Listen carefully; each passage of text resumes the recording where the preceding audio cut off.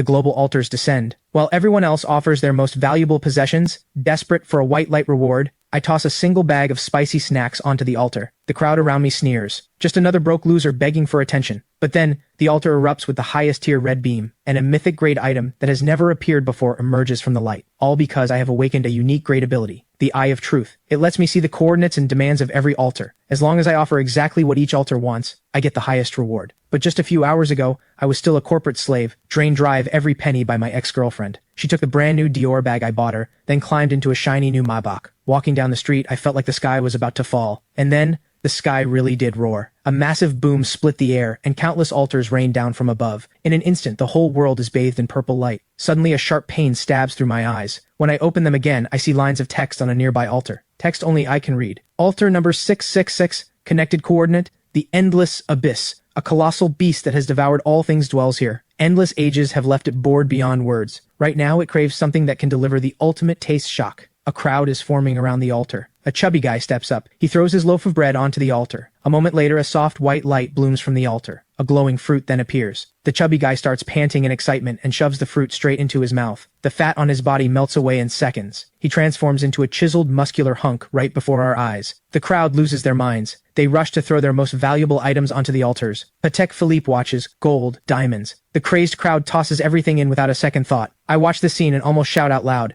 because only I know that the creature behind this altar only wants the ultimate taste shock. And it just so happens, I have exactly that. A friend once brought me a bag of Reaper spicy strips from overseas. I licked it once, and my backside burned for 3 days and 3 nights. If a single loaf of bread earns an enhancement fruit, what would I get by giving it exactly what it craves? With that thought, I sprint home. I tear through every drawer until I find that bag of Reaper spicy strips. Once I calm down, I do not rush back out. I open my computer to check the news. Sure enough, the entire global internet has exploded. Every website is flooded with one word, altars. A tycoon offered a truckload of gold. He was granted extraordinary power, because after he hauled in crates of gold bars by truck and dumped everything onto the altar, he got a blue light reward. The altar returned a seed glowing with blue radiance. After swallowing it, the tycoon gained the terrifying ability to summon vines. One more piece of news catches my attention. Sakura Nation. Offering failed. A flesh-eating demon was summoned. It turns out a master offered his ancestral sword. What appeared instead was a demon wreathed in black mist. Casualties in Sakura Nation are catastrophic. The military is now involved. I read the news and suck in a sharp breath. So a failed offering can summon disaster. That means giving each altar exactly what it wants is everything. At that moment, my phone buzzes violently. Dragon Nation official alert. Initial research has revealed major risks and limits with the mysterious altars. Each person may offer to the same altar only once, and may make at most 3 offerings per day. The descent of the altars also triggered an unknown energy pulse, which has destroyed every surveillance device on the planet. My heart clenches. This is a gift from heaven. I check the time on my phone. 10 p.m. I pack up the Reaper spicy strips. Without hesitation, I sneak back to the plaza. The place is empty now, with only scraps of leftover offerings from the day. I pull the Reaper spicy strips from my pocket and carefully place them on the altar. The altar reacts violently. A red beam of light erupts toward the sky. In an instant, the entire city is bathed in blood-red light. Even residents miles away on the streets are terrified by this earth-shaking sight. And then, I see a massive jet-black egg materialize on the altar. I scoop it up immediately. Without pausing for a second, I vanish from the scene. At the same moment, alarms blare inside the headquarters of the Anomaly Affairs Bureau in the Dragon Nation capital. A stern-faced man demands, "Have we locked the coordinates?" "Reporting, General. Based on the data we collected, we have narrowed down the general area. The location on the map is exactly where I am. The Western District of Riverside City, Dragon Nation. Designate this area as an S-level observation zone immediately. Notify the Riverside City branch. Spare no cost. Find out what that red light was." By now, I have already made it back home. Looking at the giant egg in my arms, I am genuinely puzzled. What is this thing? I cannot exactly crack it open and make golden fried rice. Suddenly, a line of text appears on the shell. Abyssal Dragon Egg. Grade Mythic. Once hatched,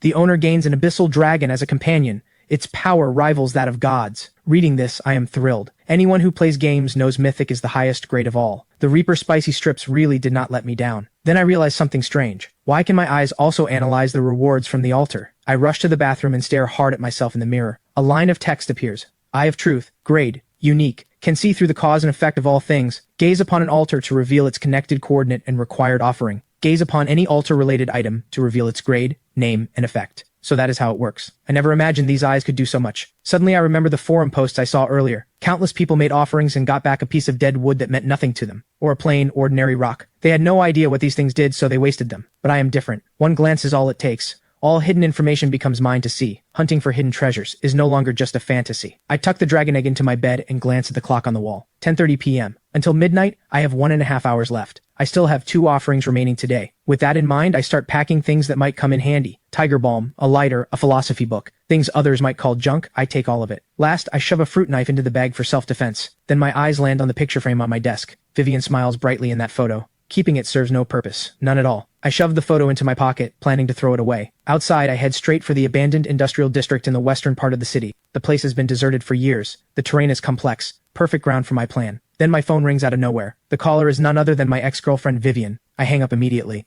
I block her and delete her contact. At that very moment, in a 5-star hotel, Vivian is with Damon. She had assumed I was still hunched in my shabby rental, sulking in misery. Who would have thought the next second her call would be hung up? A nameless rage flares up inside her. How dare a worthless loser she dumped hang up on her? What is wrong, babe? A simple greeting melts away Vivian's anger in an instant. Looking at the man in front of her, she is more than satisfied. He can casually pull out bags worth tens of thousands and watches worth hundreds of thousands. These are the finest offerings of this new era. In the face of such fortune, devotion and vows mean nothing. After all, when she offered the Dior bag I gave her, the altar erupted in soul-stirring green light, and her next 2 offerings also produced that rare green light. Clearly, she is the chosen one of this era. Damon sitting beside her also seems deeply interested in Vivian, but deep in his eyes, there is nothing but calculation. He had only planned to spend a little money for fun. He never expected this woman's luck to be this absurd. 3 offerings in a row, all green light. Keeping her around might prove very useful later. Meanwhile, I have already reached the abandoned industrial district. I have to find 2 suitable altars and make my offerings before midnight. Otherwise the chances are wasted. Just a few steps in, I spot an altar. Altar number 25091. Connected coordinate.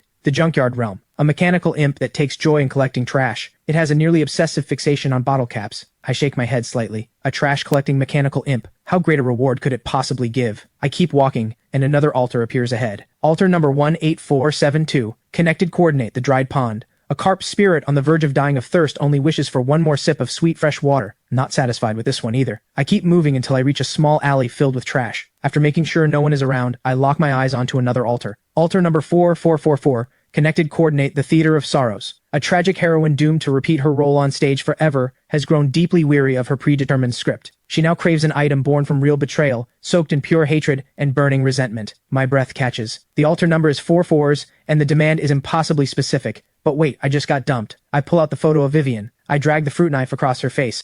Afraid I cannot channel enough hatred and resentment, I close my eyes and start remembering. You came down with a fever? I already promised my best friend we would go shopping. Just drink more water yourself. Where is my gaming account? I sold it. Men who play games are wasting their lives. I am keeping that few thousand to buy us nice food. You should grow up. I am not going to suffer alongside you. We were never meant to live in the same world. Please stop bothering me. Remembering all this, I suddenly smile. I pull the lighter from my pocket and flick it on. After scorching part of the photo, I place the offering onto the altar. A purple beam shoots up. The reaction is less explosive than the red light, but the news has not mentioned this color before. I feel a quiet thrill. 5 tattered ticket stubs appear. I grab them in my fist. The Eye of Truth activates. Text appears. Set item, ticket to Act 4. Grade, epic. One-time use. When used, it forces the target to relive their deepest fears or most painful memories. Their mind collapses for 3 seconds, leaving them unable to act. Epic grade. Not as powerful as the Dragon Egg, but a 3-second hard control item is enough to decide life and death in a fight. And this seems to be part of a set. What happens if I collect all the earlier acts? No time to think about it. Only 30 minutes left until midnight. I search through the entire industrial district. I find another altar. Altar number 7591. Connected coordinate. The Lost Crossroads. A lost explorer longs for the right direction. I shake my head, turn and walk away. There is no advice I can offer for that demand. After walking a bit further, another altar catches my eye. Altar number 1988. Connected coordinate. The Silent Library. An elderly head librarian longs to hear one heartfelt word of praise from another. I almost choose this one. But then I remember the bitter days I have lived through. I have to maximize my gain. After wandering around in a wide circle, I finally discover a massive factory workshop. Inside is an altar. Altar number 101010. At first, the number does not impress me. Then I realize something. This number is binary code. A line of text appears. Connected coordinate. The Logic Singularity. A super AI on the verge of awakening self-awareness. It has mastered every form of complex reasoning, but still cannot understand one paradox. Why do intelligent beings ponder questions that hold no meaning for survival? It craves a sample of such useless wisdom. I decide instantly. This is the one. I pull a book out of my backpack. A philosophy book called Being and Nothingness. The match is absolutely perfect. I place the book on the altar. A piercing screech tears at my eardrums. The air fills with the burnt smell of fried electronics. I panic for a second. Did I just fry the AI's processor? Then suddenly, a pillar of golden light bursts toward the sky. The entire workshop is bathed in light. My heart pounds wildly. In just a few hours, I have collected red, purple, and gold lights. 3 colors not even reported online. Suddenly, a deadly chill rushes at me from behind. The bright light lets me catch a glimpse of a dark figure. He charges at me with inhuman speed. His blade is about to plunge into my back. But the next second, the attacker's body suddenly freezes. A scream of agony follows. His knife clatters to the floor. He clutches his head in pain. Because in the split second before I could react, I had already used the ticket to Act 4. 3 seconds of being trapped in his most painful memories. I yank the fruit knife from my waist. One swift strike, and he is finished. Then I lean against the wall, shaking uncontrollably. It is my first time killing someone. Looking at the corpse, I turn my head and throw up everything in my stomach. A moment later, I force myself to stand. So high-tier light pillars mean opportunity, but they are also a death warrant. They attract predators lurking in the dark. Then I notice something on the corpse. 2 dim white orbs of light hover above the body. The Eye of Truth activates. Light step leggings. Grade. Common. Slightly increases movement speed and jumping power. Status. Unbound. I look at the second item. Crude Stamina Charm. Grade. Common. Slightly increases physical endurance. Status. Unbound. Those words send a shock through my mind. A brutal rule surfaces in my head. Kill and claim. Take down a target, and the items they earn through offerings become yours. This guy had 2 practical items on him. He has probably done this to others before. So why is the entire internet full of light pillars and rewards, but not a single post mentions this risk? The more I think about it, the colder my blood runs. It is not that nobody knows. The ones who know have all chosen silence. Some of them are like the corpse on the ground. Others want to be the hunter. And some simply do not dare to speak. The government, for example. Announcing this would be admitting that the existing social order has already collapsed. The Dark Forest law is taking over. The entire world would spiral into chaos. With that thought, I cannot afford to waste time. I gather up the 2 white orbs and look toward the center of the altar. A fist-sized metallic cube sits there. The Eye of Truth activates. Dimensional Vault. Grade. Legendary. Once bound, the user gains a dimensional space with an initial volume of 1,000 cubic meters. Altar-related items can be stored or retrieved at will through thought. Legendary grade. And a logistics-type item. I immediately think of the dragon egg back at home. Storing it in this space is the safest option. The instant my finger touches the cube, a vast space opens up inside my consciousness. With a single thought, I drop the tickets to Act 4 inside as well. Once it is done, I check my phone. Just past midnight. I sheathe the blood-stained fruit knife and prepare to leave the place. But just 2 steps out, a massive bolt of lightning rips across the sky. Huge raindrops crash down. A moment ago the sky was clear with bright moonlight. How is it suddenly pouring? This rain is wrong. I freeze in place, not daring to make a move. I have an umbrella in my bag, but I have no idea if this rain is dangerous. After all, if altars can fall from the sky, rain that mutates people is not out of the question. I pull out my phone to check. Sure enough, the forums are flooded with posts about the rain. The hot topic minutes ago was offerings. Now it is all people asking, is it raining and thundering on your end too? Guys, this rain is definitely off. Do not let it touch you. Watch out for mutations. Oh no, I got rained on. I have never even held a girl's hand. Please do not turn me into a zombie. Post refresh at lightning speed, and my heart sinks bit by bit. If this rain really does infect people, the consequences are unthinkable. Before I can come up with a plan, a red flagged post makes my heart drop. Holy crap, something huge just happened. The altars are gone. After collecting the red, purple, and gold lights, 3 colors that have never appeared online,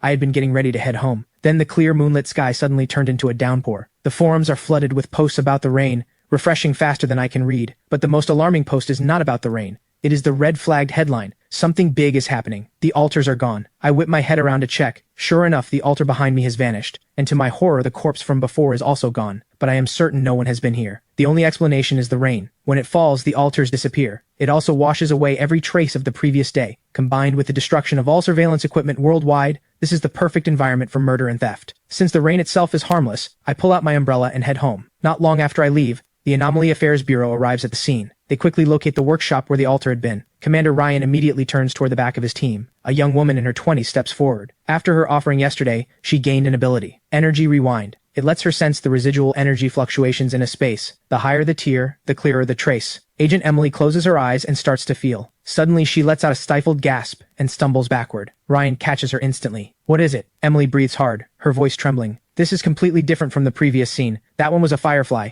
This is bright as daylight, warm as the sun. A team member cannot help but speak up. Could it be gold light? Ryan's face turns grave instantly. Lock down this area. Conduct a thorough sweep. Report this to headquarters immediately. Tell them I suspect a monster beyond imagination is hiding here. Meanwhile, the moment I get home, I move the dragon egg into the dimensional space. From now on, I never have to worry about it being discovered. If the hatched dragon could fit in there too, that would be ideal. But first, I need to figure out how to hatch it. I remember the blood binding rituals from movies. I decide to try it. I squeeze a drop of blood onto the shell. Suddenly, a line of small text appears on the egg. Hatching condition, absorb a sufficient amount of blood. Close to what I expected, but my own blood will never be enough. I will have to figure something out tomorrow. After all, my mind has been wound tight all day, and exhaustion is catching up. I fall asleep quickly. At 5 a.m., a piercing alarm jolts me awake. The altars have refreshed for real. I open my phone and check the forums. A few conclusions emerge quickly. The pre-dawn gray rain causes no harm to the body. It stops at 5 a.m. sharp, and the altars refresh at that same moment. I plan to head out for breakfast, and at the same time, think about where to find enough blood. I order a bowl of noodles at a small restaurant. I open the forums on my phone. Today, every topic revolves around offerings. Plenty of people have turned into compulsive gamblers over the altars. While I am eating, I overhear a conversation at the next table. One of the men leans in and says in a hushed tone, "Look at all those people out there, obsessed with offering to altars, tossing antique jade pieces in there like degenerate gamblers. They have forgotten one important thing." The other man asks, "What could be more important than the altars?" People still need to eat. They have to eat. So food, oil, and rice are always essential. I am planning to snatch up a small food processing factory at rock-bottom prices. When those lunatics burn through all their money and come crying for food, I will be the food king of Riverside City. At those words, a bolt of lightning explodes in my mind. Food processing involves meat. And where does that meat come from? Slaughterhouses, without a doubt. If I can buy out a slaughterhouse at a bargain price, the blood problem solves itself. I rush back home, open my computer, and start digging through listings. Because of the altars, many factories are now up for sale. I quickly lock onto one listing. Small slaughterhouse on the western outskirts of Riverside City. Urgent sale due to personal reasons. Price negotiable. Without hesitation, I dial the number. We agree on a meeting time. After hanging up, I check my account balance. To some people, this amount would not even cover a single decent offering. But for me, it just might buy a private dragon's nest. 2 p.m. I arrive at the western outskirts of Riverside City. A middle-aged man comes out to greet me. He starts pitching the property. This slaughter line had expensive maintenance done last month. The cold storage refrigeration is top of the line. I just scan the place saying nothing. My cold demeanor makes him uneasy. He tentatively throws out an inflated price. I do not respond. I just shake my head. After some back and forth, I buy the place for 40% of his asking price. He signs the contract and hands over the keys. He also gives me the contact number for a nearby livestock farm. Supply chain problem solved instantly. I do a walkthrough of the property I just bought, then I push open a hidden hatch in the ground. It leads to a worn-down storage room. Suddenly, the Eye of Truth senses a faint energy fluctuation. I carefully brush aside the dust, and an altar emerges before me. Its surface is blood red, and the sound of a beating heart drifts from it. I force down my fear and activate the Eye of Truth. A sharp pain shoots through my eyes. Twisted, blood-burning text appears. Altar number 40, connected coordinate, the Crimson Throne. All things are food, until the Crimson Crown is claimed. Special trait 1, Eternal Altar. This altar exists permanently. It does not count toward the daily offering limit. Unlimited offerings allowed. Special trait 2, Flesh Forge. Any altar reward can be offered here and converted into source blood. Absorbing it permanently boosts the user's overall vitality. My mind reels.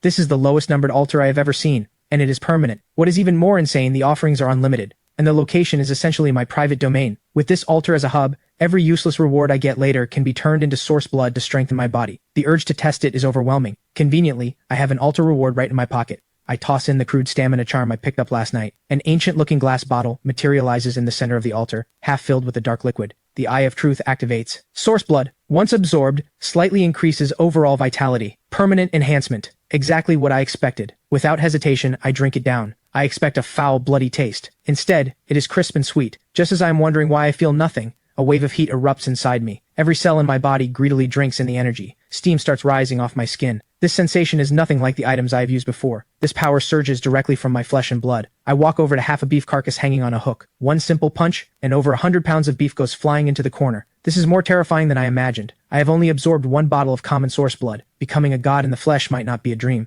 I push down my excitement. Tomorrow I will buy a batch of chickens to hatch the dragon egg. But right now, I need to collect the reward items nobody wants. Countless people have spent fortunes on offerings, only to receive garbage. Those are exactly my target. Gambling is risky. Picking up trash is not. That afternoon, I get in touch with a livestock farm owner, only to run into a new problem. Buying a batch of chickens costs money, and the slaughterhouse purchase has drained my savings. The new era has arrived, but currency still moves the world. So I decide to go on a scavenging run first, and see if I can find any treasures. Now that I have the exclusive Crimson Throne altar, I start hunting for more altars to use up my daily offering limit. But unexpectedly, the moment I reach the wet market, a piercing scream rips through the air ahead. A humanoid creature in tattered monk robes is tearing into a passerby. I immediately activate the Eye of Truth. The carnivore monk, Wrathful One. Ordinary calamity. Falsely accused of stealing and eating mutton, he was beaten to death. He was a temple guard. He hates everything connected to meat offerings. It clicks immediately. Some genius offered meat to an altar and summoned this calamity beast, walking straight into the line of fire. Suddenly, several off-road vehicles roar in. Doors slam open and figures leap out. At the front is Commander Ryan of the Anomaly Affairs Bureau. His face is grim as he barks orders. The scene is locked down within seconds. The crowd is quickly evacuated, but I stay close, not leaving. Ryan glances back at the woman behind him. Commander Ryan, the energy fluctuation is very strong. Be careful. Emily's expression is serious. From behind the cordon, I hear every word clearly. Holy crap. She can sense energy fluctuations. What kind of ability is that? Suddenly, Emily's senses pick up something. She looks straight at me. Our eyes meet. I force down the panic rising in my chest. On the surface, I maintain the curiosity and fear of an ordinary bystander. Emily's brow furrows slightly. She just sensed an unusual energy fluctuation, but it was too faint. She is not sure. Was it just her imagination? Right at that moment, the wrathful monk inside the market lets out a furious roar. Ryan immediately orders his team to lay down suppressing fire, but the monk is completely unaffected by firearms. Seeing this, Ryan shouts, "Squad 2, move!" The words have barely left his mouth when two figures shoot forward, one from each side. One of them moves so fast he leaves an afterimage. He raises a dagger and strikes at the back of the monk's neck. The other lifts a massive iron rack and slams it down on the creature's head. The fierce assault leaves the monk wide open. Ryan seizes the opening and joins the fight himself. His long blade crackles with blinding electricity. A single strike, and the monk's head falls clean off. Watching this, I am genuinely shocked. Their coordination is flawless, and the gap between us right now is enormous. I need to level up fast. The sun is about to set. I decide to find a safer area to search for altars. I head toward the outskirts. Along the way, I see plenty of altars, but their overall quality is even worse than the first day. As I walk past an unfinished building, the Eye of Truth picks up a faint energy fluctuation. I climb the stairs to the second floor. A strangely shaped altar appears before me. Altar number 1955. Connected coordinate: the City of Eternal Clocks. A clockmaker god who pursues absolute precision. Because the eternal clock he created is too perfect, he has fallen into endless boredom. He longs for change. Reading this, I cannot help but mutter, is this guy just bored out of his mind? The altar number is low, which suggests good rewards, but time cannot be seen or touched. I cannot think of any offering that fits, so I leave for now and search elsewhere. As I head deeper into the outskirts, I find another altar. This one is woven from spider silk. Altar number 37112. Connected coordinate: the pig demon's lair. A pig demon mother who has lost her singing voice. Her child cries every night from nightmares. She wants to sing the pig demon's lullaby once more to soothe him. Reading this, my head starts spinning. I cannot even hum a single human lullaby all the way through. A pig demon's lullaby is way out of my league. I turn and leave, frustrated. 2 failures in a row are starting to make me anxious. Just as I am about to give up on this area, a faint glow from a bus stop catches my eye. I quickly walk toward it. An altar built entirely from matchsticks comes into view. Just standing near it, I am drowned in waves of sorrow. I activate the Eye of Truth. Altar number 23333. Connected coordinate: the snowy street corner. In a blizzard, a little match girl feels confusion and sorrow like never before. She cannot understand why the people walking by no longer need the matches she sells. Reading the description, I am stunned. This familiar setup, this sorrowful atmosphere. Is this not the little match girl from the fairy tale? Even fairy tales have become real dimensions. As shocking as it is, this altar might actually have something. After thinking it over, I pull out the lighter I just bought and place it on the matchstick altar. Times are changing. If you cannot catch the wave, how are you ever going to sell matches? The moment my words fade, something strange happens. A deep hum rises from the altar, then a purple beam erupts from it. Here we go again. I immediately fix my gaze on the reward. A palm-sized box hovers in the air. I am full of questions, but I still rush forward and grab it. A bad feeling creeps in. Name: Matchbox of Hope. Grade: Epic. Generates 5 matches of hope automatically every day at 5 a.m. After reading this, I fall silent. An epic grade item that just produces 5 lousy matches a day? Out of curiosity, I pull out all the matches and hold them. Match of Hope. Grade: Common. When lit, it burns warm and bright. Wind and water cannot easily extinguish it. Inflicts bonus burning damage on calamity targets. Damage to calamities. Now that is interesting. If I run into a blacklight monster, this could come in handy. But only 5 matches a day still feels weak. Just as I am about to put the matchbox into the dimensional vault, a thought strikes like lightning. The matches are common grade. If I offer them all to the Crimson Throne, would I not get 5 free bottles of source blood every day? I cannot hold back the excitement anymore. I have to test it right now. I sprint back toward the slaughterhouse. 20 minutes later, I burst into the slaughterhouse. I rush to the Crimson Throne. I take out one match and place it in the center. I hold my breath, watching closely. The next second, a familiar scene unfolds. A small dark red bottle materializes out of thin air. Source blood. It worked. My heart races with excitement. The Matchbox of Hope combined with the Crimson Throne. This combo is incredible. 0 risk, and a steady, terrifying stream of gains. After offering all the remaining matches, I now have 5 bottles of source blood. I drink them all down. My blood feels like it is boiling. My whole body burns with heat. A few minutes later, I finally adapt to the new power. I check my phone. There are only 2 hours left until midnight. 2 offering chances left, and I cannot afford to waste them. The City of Eternal Clocks altar comes back to mind. Low number, time-based theme. Its reward must be powerful. But what could possibly serve as the right offering? At that thought, I look around the room. My eyes land on an old desk calendar. My father brought it home from his office before he passed away. I have never had the heart to throw it out. The calendar is covered in markings of all kinds. The most striking one is a black circle drawn on June 7th. That is the day my parents died in a car accident. It is also the day I visit their graves every year. Flipping further,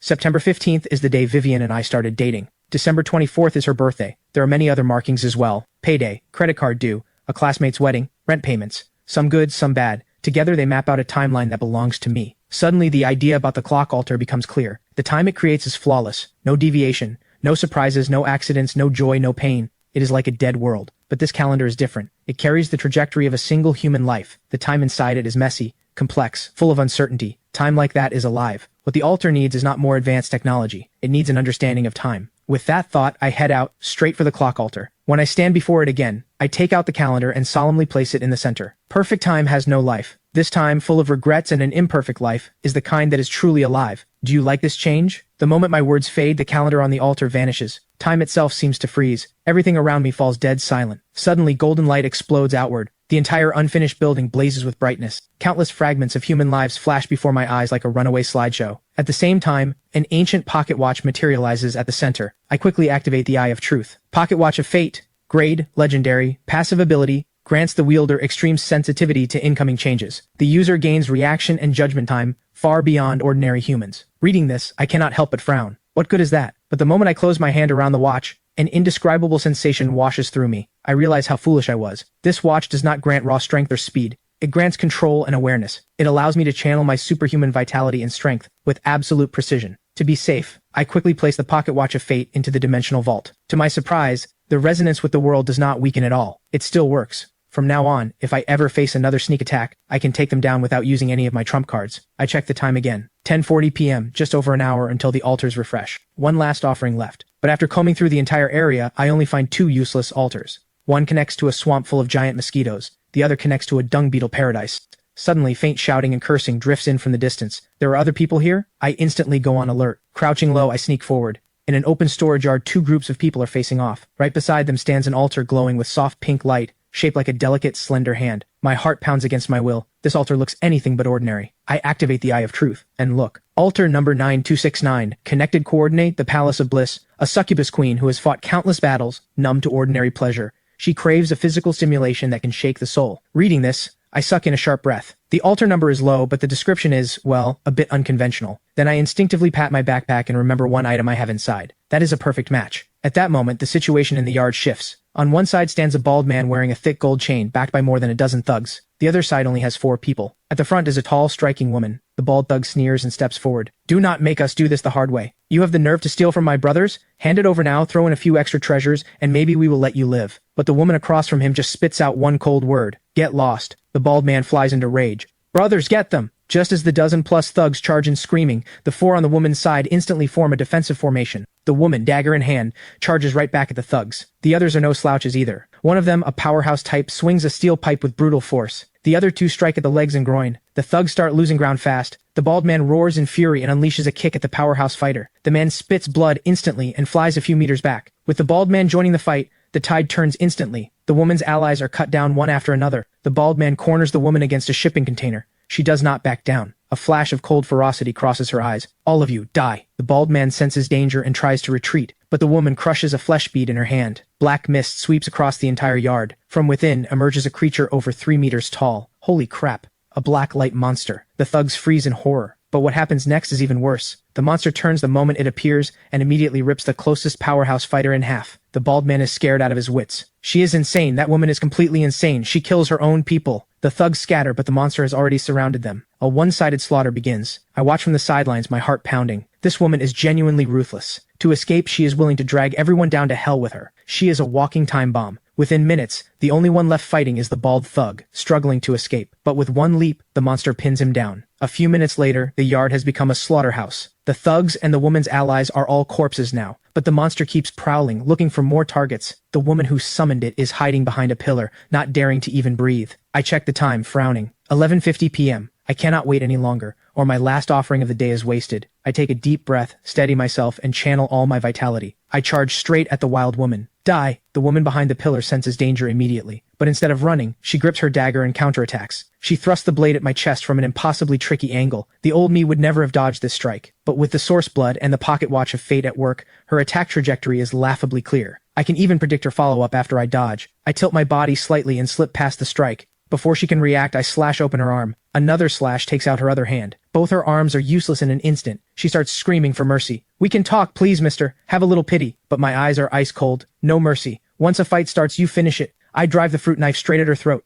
There is no way she can dodge this. But just as the blade is about to touch her neck, the woman screams, and with a loud pop, she explodes into a cloud of blood mist out of nowhere. My blade cuts through empty air. After the mist clears, the woman is gone without a trace. I am stunned. She did not die. She escaped right in front of me. What kind of insane ability is that? I had assumed she would be an easy kill tonight. I never imagined this world could be so deep. A survival skill like this is something I have never even heard of. Still, she will not dare come back anytime soon. Right at that moment, a roar mixed with rushing wind snaps me back. The blacklight monster has spotted me. Just as its claws are about to rake across me, I take a small step back and evade the strike. Using the brief opening when its attack misses, I slice a gash across its leg with the fruit knife. The monster howls in pain and counterattacks. But every move it makes looks like slow motion to me. The prediction granted by the pocket watch of fate is just too strong. Within a few exchanges, I use my superior footwork and speed to leave it covered in wounds, but I cannot find its fatal weakness. As I keep dancing around it, I activate the Eye of Truth. The back of its skull glows red. That is the spot. I use the light step leggings to leap high into the air. I drive the knife into the back of its skull with every ounce of strength I have. Its massive body crashes to the ground.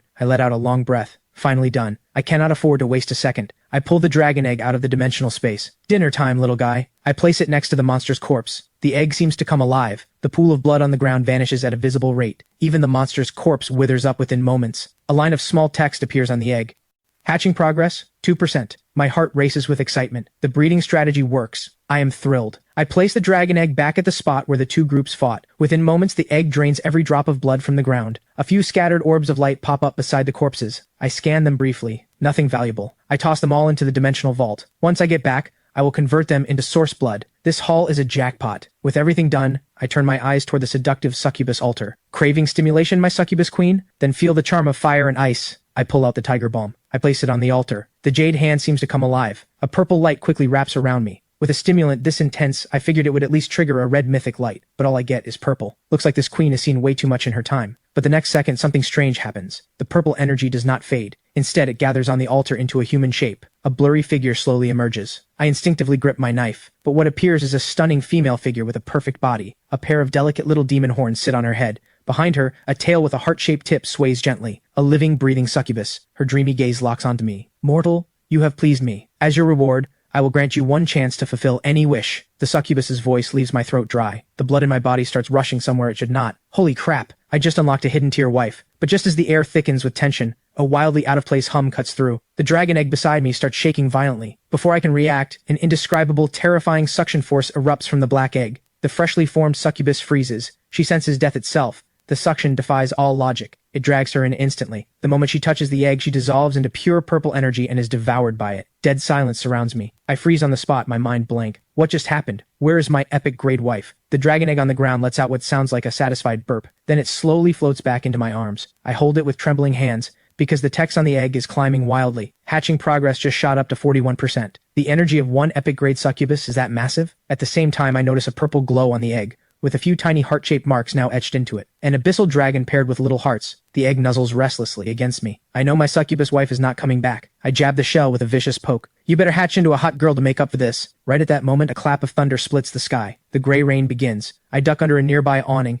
and every trace of the earlier battle dissolves in seconds. I start replaying the fight in my head. That woman escaping bothers me. It is like a venomous snake hiding in the shadows. I decide to slip into a nearby 3-story building, hoping to catch her. A surprise kill could put an end to this threat for good. Meanwhile, at the Anomaly Affairs Bureau headquarters in the Dragon Nation capital, a researcher in a white coat bursts in. General, good news. We have cracked the secret of the Gray Rain. General Lee looks up in disbelief. Tell me everything. Professor Carter takes a deep breath. We analyzed an unknown active substance in the rain. It is harmless to the human body, but it temporarily disables superhuman abilities. What? General Lee freezes. Every senior officer in the command center wears an expression of shock. Professor Carter barrels on, his words tumbling out. Only after the rain fully evaporates do abilities return. That means between midnight and 5 a.m. During those exact hours, any so-called powerful sacrificer who gets touched by the rain reverts to normal. Just an ordinary human. General Lee's eyes flash with realization. If that is truly the case, then we can use the rainy nights to capture sacrificers who have slipped out of our control. Professor Carter adds, the rain itself cannot be stored, but if we can extract the active substance, we can develop suppressants or high-pressure water cannons. If they pull this off, it will be the sharpest weapon in their hands. Inside the abandoned building, I scroll through the forums while waiting for that woman. Suddenly, a post flashes by. Shocking secret, do not go outside when it rains. You will turn back into a mortal. When I tap on it, the post is already gone. I immediately sense it was deliberately deleted. If this is true, that means the crazy woman cannot escape into blood mist while it rains. But then a wave of unease hits me. Does that mean I would be affected too? If I revert to a mortal, then forget about hunting anyone. Then I remember the source blood from the Crimson Throne. The description says permanently solidified. That means it is not a temporary buff, not equipment.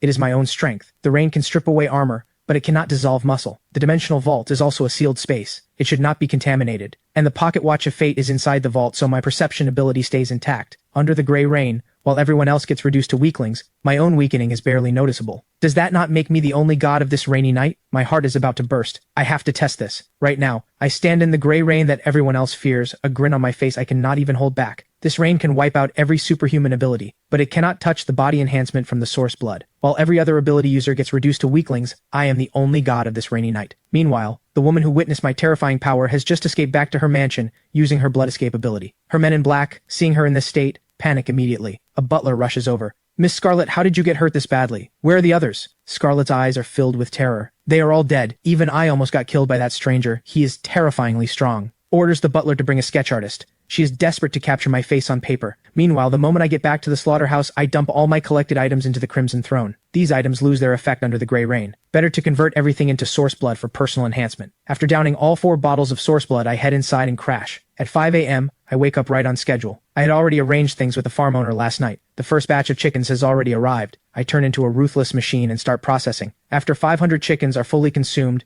the dragon egg's hatching progress reaches 42.3%. 500 chickens for only 1.3%. Is this thing not a literal money-eating beast? I decide to change my strategy. The arrival of the altars has hit traditional industries hard. The farm owner is anxious because he cannot move his livestock. If I can quickly turn his poultry into half-finished products and let him handle the sales channels, I only need to charge a processing fee, while the dragon egg absorbs what it needs. That works perfectly. I dial the farm owner, I lay out the idea straight up, and we hit it off immediately. That afternoon, Boss Walker delivers another 500 chickens. He even wants to bring in chickens from his competitors. I know he is angling to be a middleman and pocket the difference, but until the dragon egg hatches, I want him to bring me as much poultry as possible. After Boss Walker leaves, the flesh mill starts up again. This time I do not chase efficiency like I did in the morning. Instead, I focus on controlling the angle and force of each cut. This is a unique form of training. I can feel myself and the blade in my hand becoming more and more in sync. This repetitive work sharpens my control over my power. As night falls, the dragon egg's hatching progress reaches 43.6%. I shoulder my bag and head out. Night is the best time for offerings. On the other side of the city, Vivian and her boyfriend Damon arrive at Night Bar. They meet a man who calls himself Vince. After paying a 500,000 yuan introduction fee, Vince gives them a mysterious location. Soon, Vivian and Damon drive off. Damon cannot contain his excitement on the way. Once we get into the Black Shadow, the biggest underground organization in Riverside City, no one in this town will dare touch us. Your loser X and all those nobodies will know better than to mess with us. A flash of anticipation crosses Vivian's eyes too. That loser, probably scraping by somewhere right now, and he had the nerve to block me, has not sent a single message in days. Meanwhile, I sneeze on my way to find an altar. I just went through the darkest moment of my life. The altar only gave me a blue-grade item, the Windrunner boots. This item can dramatically boost movement speed, but during a rainy night it becomes useless. When I get back, I will offer it to the Crimson Throne first, and see what grade of source blood it converts into.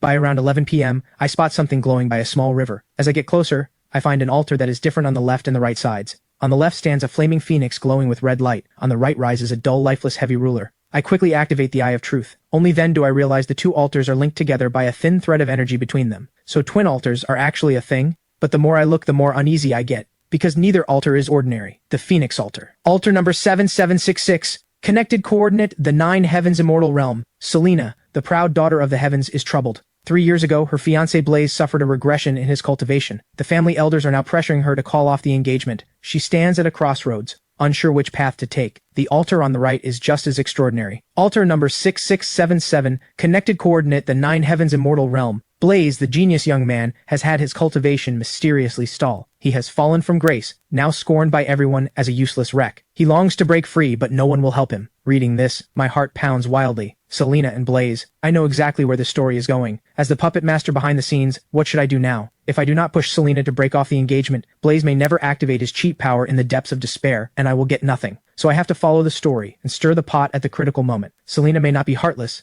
but the pressure from her family has already planted the seed of breaking it off. So let this breakup come even more violently. Driving Blaze to the edge maximizes the reward. I quickly grab a pen and paper and start fanning the flames. Selena, how can a phoenix flock with sparrows? The path of cultivation is brutal. He can no longer keep pace with you. To reach the summit, you must first cut what holds you back. I place the paper into the phoenix altar. The altar produces a gentle suction, and the paper vanishes. A vision screen suddenly appears on the altar. Selena is sobbing uncontrollably, clutching her engagement token from Blaze. Outside her door, the family elder's cold voice rings out impatiently. Selena, stop being stubborn. The ancestors have decided. The Blaze family is no longer worthy of marrying into the Nalan family. She bites her lip hard. At that moment, a red feather flies in through the window and lands on her hand, carrying a slip of paper. After reading what is written on it, she suddenly trembles and whispers to herself, "How can a phoenix flock with sparrows?" The confusion in her eyes vanishes. Her phoenix bloodline begins to boil. She crushes the jade pendant in her hand and walks off with the elder, heading to the Blaze household without looking back. When the vision fades from the altar, I have officially become the mastermind behind the breakup. But no reward appears on the altar. Does the system require both sides to play out first? I turn my eyes to the heavy ruler altar. I pick up the pen again and write another message. A tiger on flat ground does not bow, just waiting for the wind to rise and laugh at the mountains and rivers. Fortunes rise and fall, never look down on a poor young man. After writing it, a surge of hot blood rushes to my head. I slap the note onto the altar. With a thunderous boom,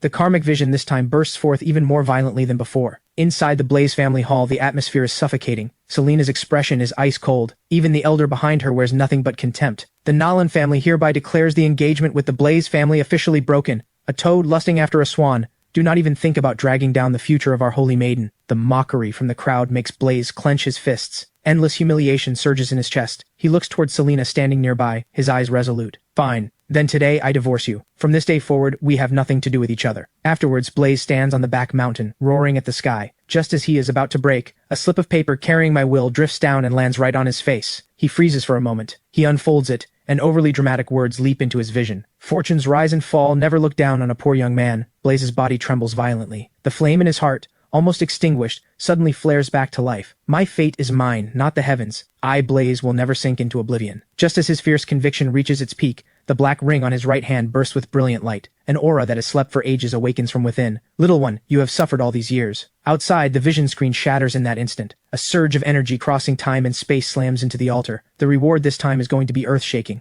What grade will it be? I stare hard at the altars. The Phoenix altar on the left erupts with a pillar of black light shooting into the sky. A terrifying aura explodes outward, soaked in rage and resentment. Holy crap. Black light. I am done for. I have to run. But at that moment, the heavy ruler altar on the right also bursts forth with a pillar of energy. Blinding red light lights up the entire sky. I stop dead in my tracks. Red light. I am not running anywhere. Looking at the rewards from both altars, my scalp tingles. One pillar of soaring black light and one of the red light that drives everyone mad. I make my decision instantly. Not running. I turn and sprint straight toward the heavy ruler altar, snatching the item that appears within the red light, a dagger wreathed in black mist. At the same time, the ground beneath my feet shakes violently. A figure rises from the black light altar. Her face bears a slight resemblance to Selena's, but her expression is wild with madness, and her voice is dripping with hatred. You made me lose him. I quickly activate the Eye of Truth. Selena's inner demon wraith. Grade, epic. A resentment calamity born from twisted karma, shares the same bloodline as Selena. Personality, obsessive and insane. I instantly try to bolt, but the wraith chases me down immediately. A massive force slams into my chest. Even with a body as tough as steel, I cough up a mouthful of blood. My heart sinks in pure terror. Holy crap, how am I supposed to fight this? The wraith closes in instantly.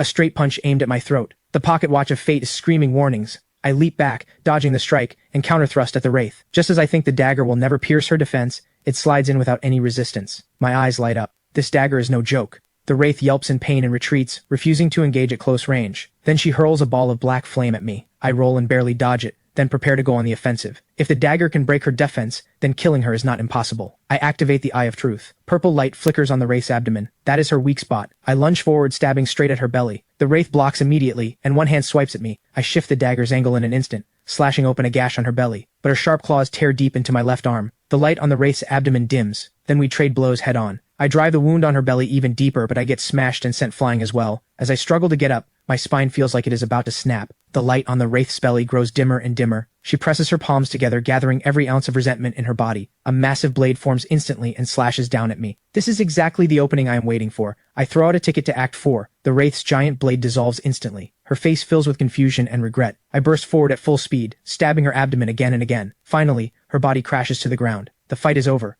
My whole body is covered in wounds. My left arm and ribs are all broken. Even so, I do not forget the dragon egg. I take it out and quickly direct it to absorb the black blood on the ground. The hatching progress climbs rapidly, finally stopping at 49.6%. At the same time, the Eye of Truth catches something odd. The lingering resentment in the air does not dissipate. Instead, it all gathers into the black dagger. Only then do I remember I have not checked its properties yet. With the Eye of Truth active, the dagger's information appears before me. Soul Dagger Basic. Growth progress 97 points. Grade, growth type mythic, can devour souls, resentment, and fear to nourish itself. The wielder gains massive resistance to mental corruption. A flash of joy crosses my eyes. Another mythic grade item, and it resists mental attacks too. This is exactly what I have been missing. Source blood can boost my stats to terrifying levels, but if I get mind controlled into a vegetable, even the strongest stats can be ground down to nothing. This dagger fills exactly that gap. After resting, I recover a bit of strength. I check my phone. 11:40 to 5 p.m., I drag my battered body limping toward the slaughterhouse. At the same time, 3 off-road vehicles are speeding toward this location. Commander Ryan in the passenger seat has a grim, dark expression. The past 2 days have nearly driven them mad. First the terrifying red light in the city center, then the gold light at the abandoned factory. Now another pillar of red light has erupted in the western outskirts. This time he has to find some leads, but Agent Emily beside him sounds shaky. Commander, if we do not arrive before midnight, every trace of the battle and residual energy will be washed away. When the convoy arrives, the scene is pure devastation. Clear battle marks cover the ground.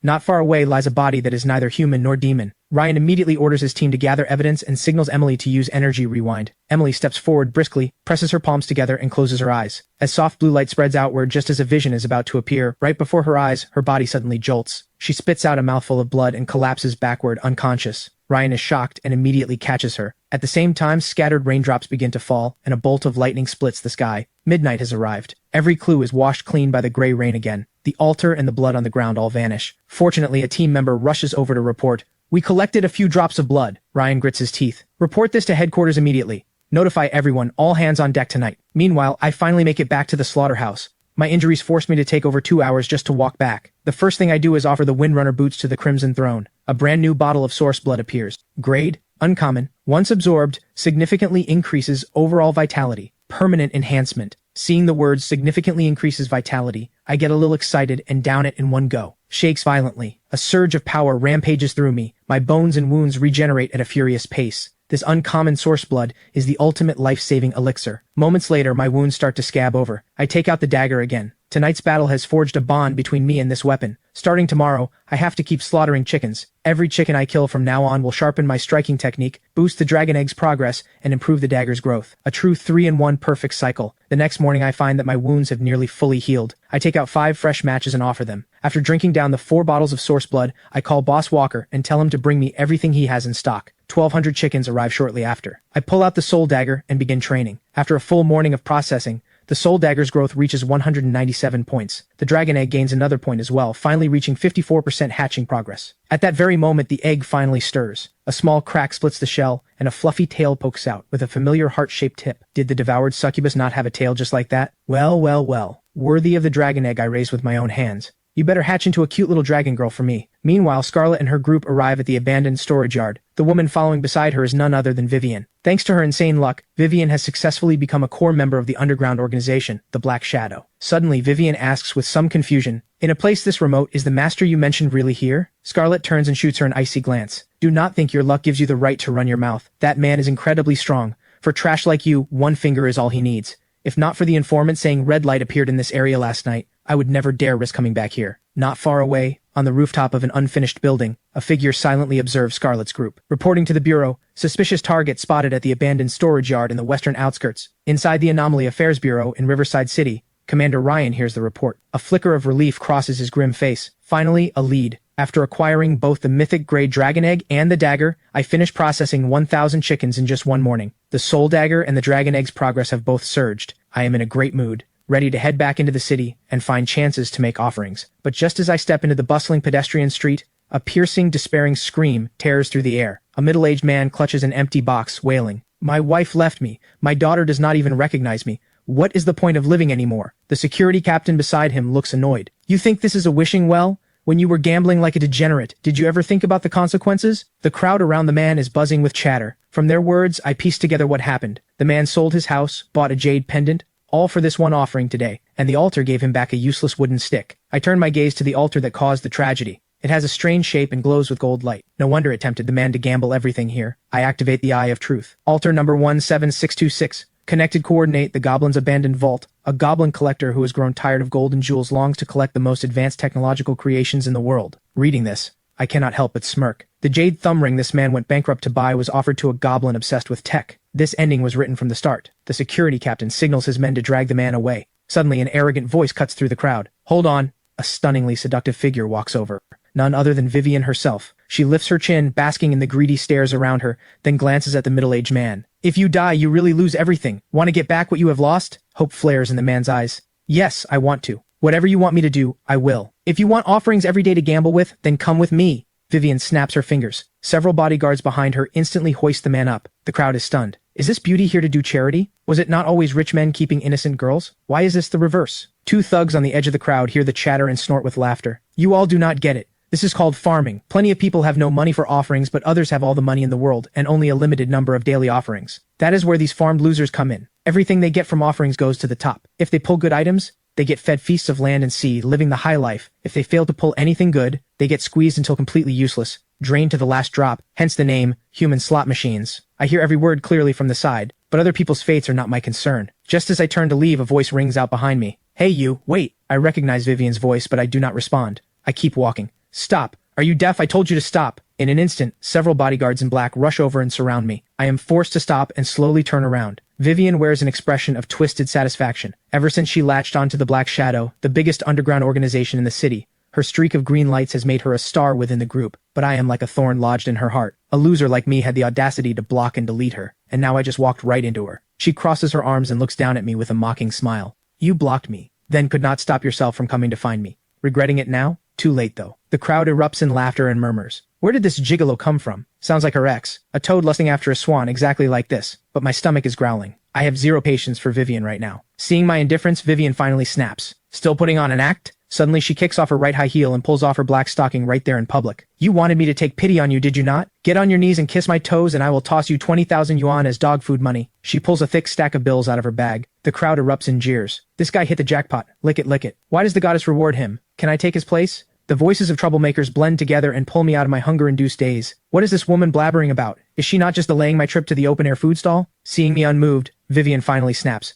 Get on your knees, now. But the moment she finishes speaking, a sharp smack rings out, loud enough to silence the noise around us. Vivian's pretty face whips backward. A red handprint blooms across her pale skin. Then I backhand her with such force that she crashes to the ground. Vivian clutches her face in disbelief. The bodyguards rush at me instantly, but after a few dull thuds, they go flying with screams of pain. I walk over to the trembling Vivian and shoot her a contemptuous look. You wish. Then I stride off without another glance. The crowd watches me leave in stunned silence. At that moment, a man in the crowd quickly pulls out his phone to report. Target Peacock has just had a violent confrontation on the pedestrian street. Ever since Scarlet and Vivian appeared at the abandoned storage yard, they had been on the Anomaly Affairs Bureau's radar. Peacock is Vivian's codename, and the undercover scouts monitor every move she makes. The man continues his report. The other party seems to be her ex-boyfriend, and he has serious combat skills. Took down those bodyguards like it was a game. Inside the Anomaly Affairs Bureau, Ryan hears the report and just says, got it. Minor scuffle. Log it. Keep observing. But Emily, who is studying files nearby, suddenly speaks up. Wait. She stares at the photo sent in by the informant. My figure in the picture is blurry, but something about it feels familiar to her. Ryan stops what he is doing instantly and looks over. Are you sure you have seen him before? But no matter how hard Emily tries to remember, nothing comes to mind. Maybe she has just been under too much pressure lately. Ryan's eyes flicker as he stares at the screen. Send 2 people to look into Vivian's ex-boyfriend. Run a check on him. Sending bodyguards flying like that means he has gotten some real solid power from the altars. Meanwhile, I head toward the familiar open-air food stall. The place is just as it always was, packed with people and full of life. I find an empty seat and order a few of my favorite dishes. Just then, a middle-aged man in his 40s walks toward me. He clutches a red bag, weaving between drinking tables. Soon he stops at the table next to mine, where a group of men are playing drinking games. Excuse me, gentlemen. I have an item here. Could you take a look? It is a blue-grade item I just pulled today. Blue-grade? The men freeze. The man pulls out a blue and white porcelain teacup from his bag. They take it curiously and inspect it one by one, even using a flashlight to examine it carefully, but they cannot figure out what the teacup actually does. The bearded man waves his hand impatiently. Just tell us what it does. How much do you want for it? The middle-aged man bites his lip and holds up 3 fingers. The function is not clear yet. The bearded man spits out his drink. 30,000? Have you lost your mind? 30,000 for a useless teacup with no known purpose? The middle-aged man tries to explain, but he is shouted down. I take in everything from my seat. Then the Eye of Truth activates instantly, landing on the unassuming teacup. Cup of Stillness. Grade. Uncommon. Can hold the gray rain. Reading the description, I suck in a sharp breath. This is a divine artifact. The gray rain can wipe out every superhuman ability, but normally it cannot be stored. With this cup, all I have to do is splash the stored gray rain, and I can instantly cripple a top-tier ability user. I have to buy this. Right now. With that thought, I quickly call the middle-aged man over. He hurries over. Boss, want to take a look at my item? This really is a blue-grade item. The bearded man at the next table quickly warns me, young man, do not be a fool. This guy is obviously a con artist. A real blue-grade item costs way more than a few tens of thousands. I just smile, nod, and gesture for the man to sit down. Waiter, add 2 more chicken legs and a large beef chow mein. This guy is hungry. Extra meat, please. The middle-aged man cannot believe it. Not only does the boss not chase him away, he is even buying him food. This young man looks harmless enough, but is he secretly planning to harvest my kidneys? When the hot food arrives, the middle-aged man digs in greedily. After he finishes, I say, I will take the porcelain teacup. His name is David, a former senior investment analyst. His daughter fell seriously ill, draining every penny of his savings. With no other options, he was forced to sell the porcelain teacup. After we settle the deal, I take David with me to withdraw the cash. On the way, David clutches the porcelain cup, looking uneasy. Young man, do you really trust me? Hearing that, my footsteps slow. Uncle David, what I trust is not the cup. It is the spirit of a father willing to give everything for his daughter. The most precious thing in this world is not treasure. It is the light that still burns in your eyes. All this time, he has endured nothing but cold stares and mockery. My words are like warm sunlight to him. Young man, I will never forget your kindness. I swear, if I ever get the chance, I will repay you. I quickly withdraw the cash. When the heavy stack of 30,000 yuan lands in his hands, David finally breaks down. His hands shake. He tries to drop to his knees, but I catch him and pull him up. After exchanging contact info, he disappears into the crowd. Watching him go, I think of my Crimson Throne. It needs massive amounts of junk items to feed it, so it can keep producing source blood to strengthen me. I need someone to specifically buy up the junk items that everyone else looks down on. And the buyer cannot betray me, at least not in the short term. David will be useful from now on. I pull out my phone to check the time. 7:40 p.m., just over 4 hours until the gray rain. Time to start offering. But suddenly, a commotion erupts in the plaza ahead. What is happening to the moon? The bright, clear moon is being swallowed by a layer of crimson. In just a few seconds, the moon turns completely blood red. My heart jolts. Anyone who plays games knows what a blood moon means. Bad omens, curses, and catastrophe.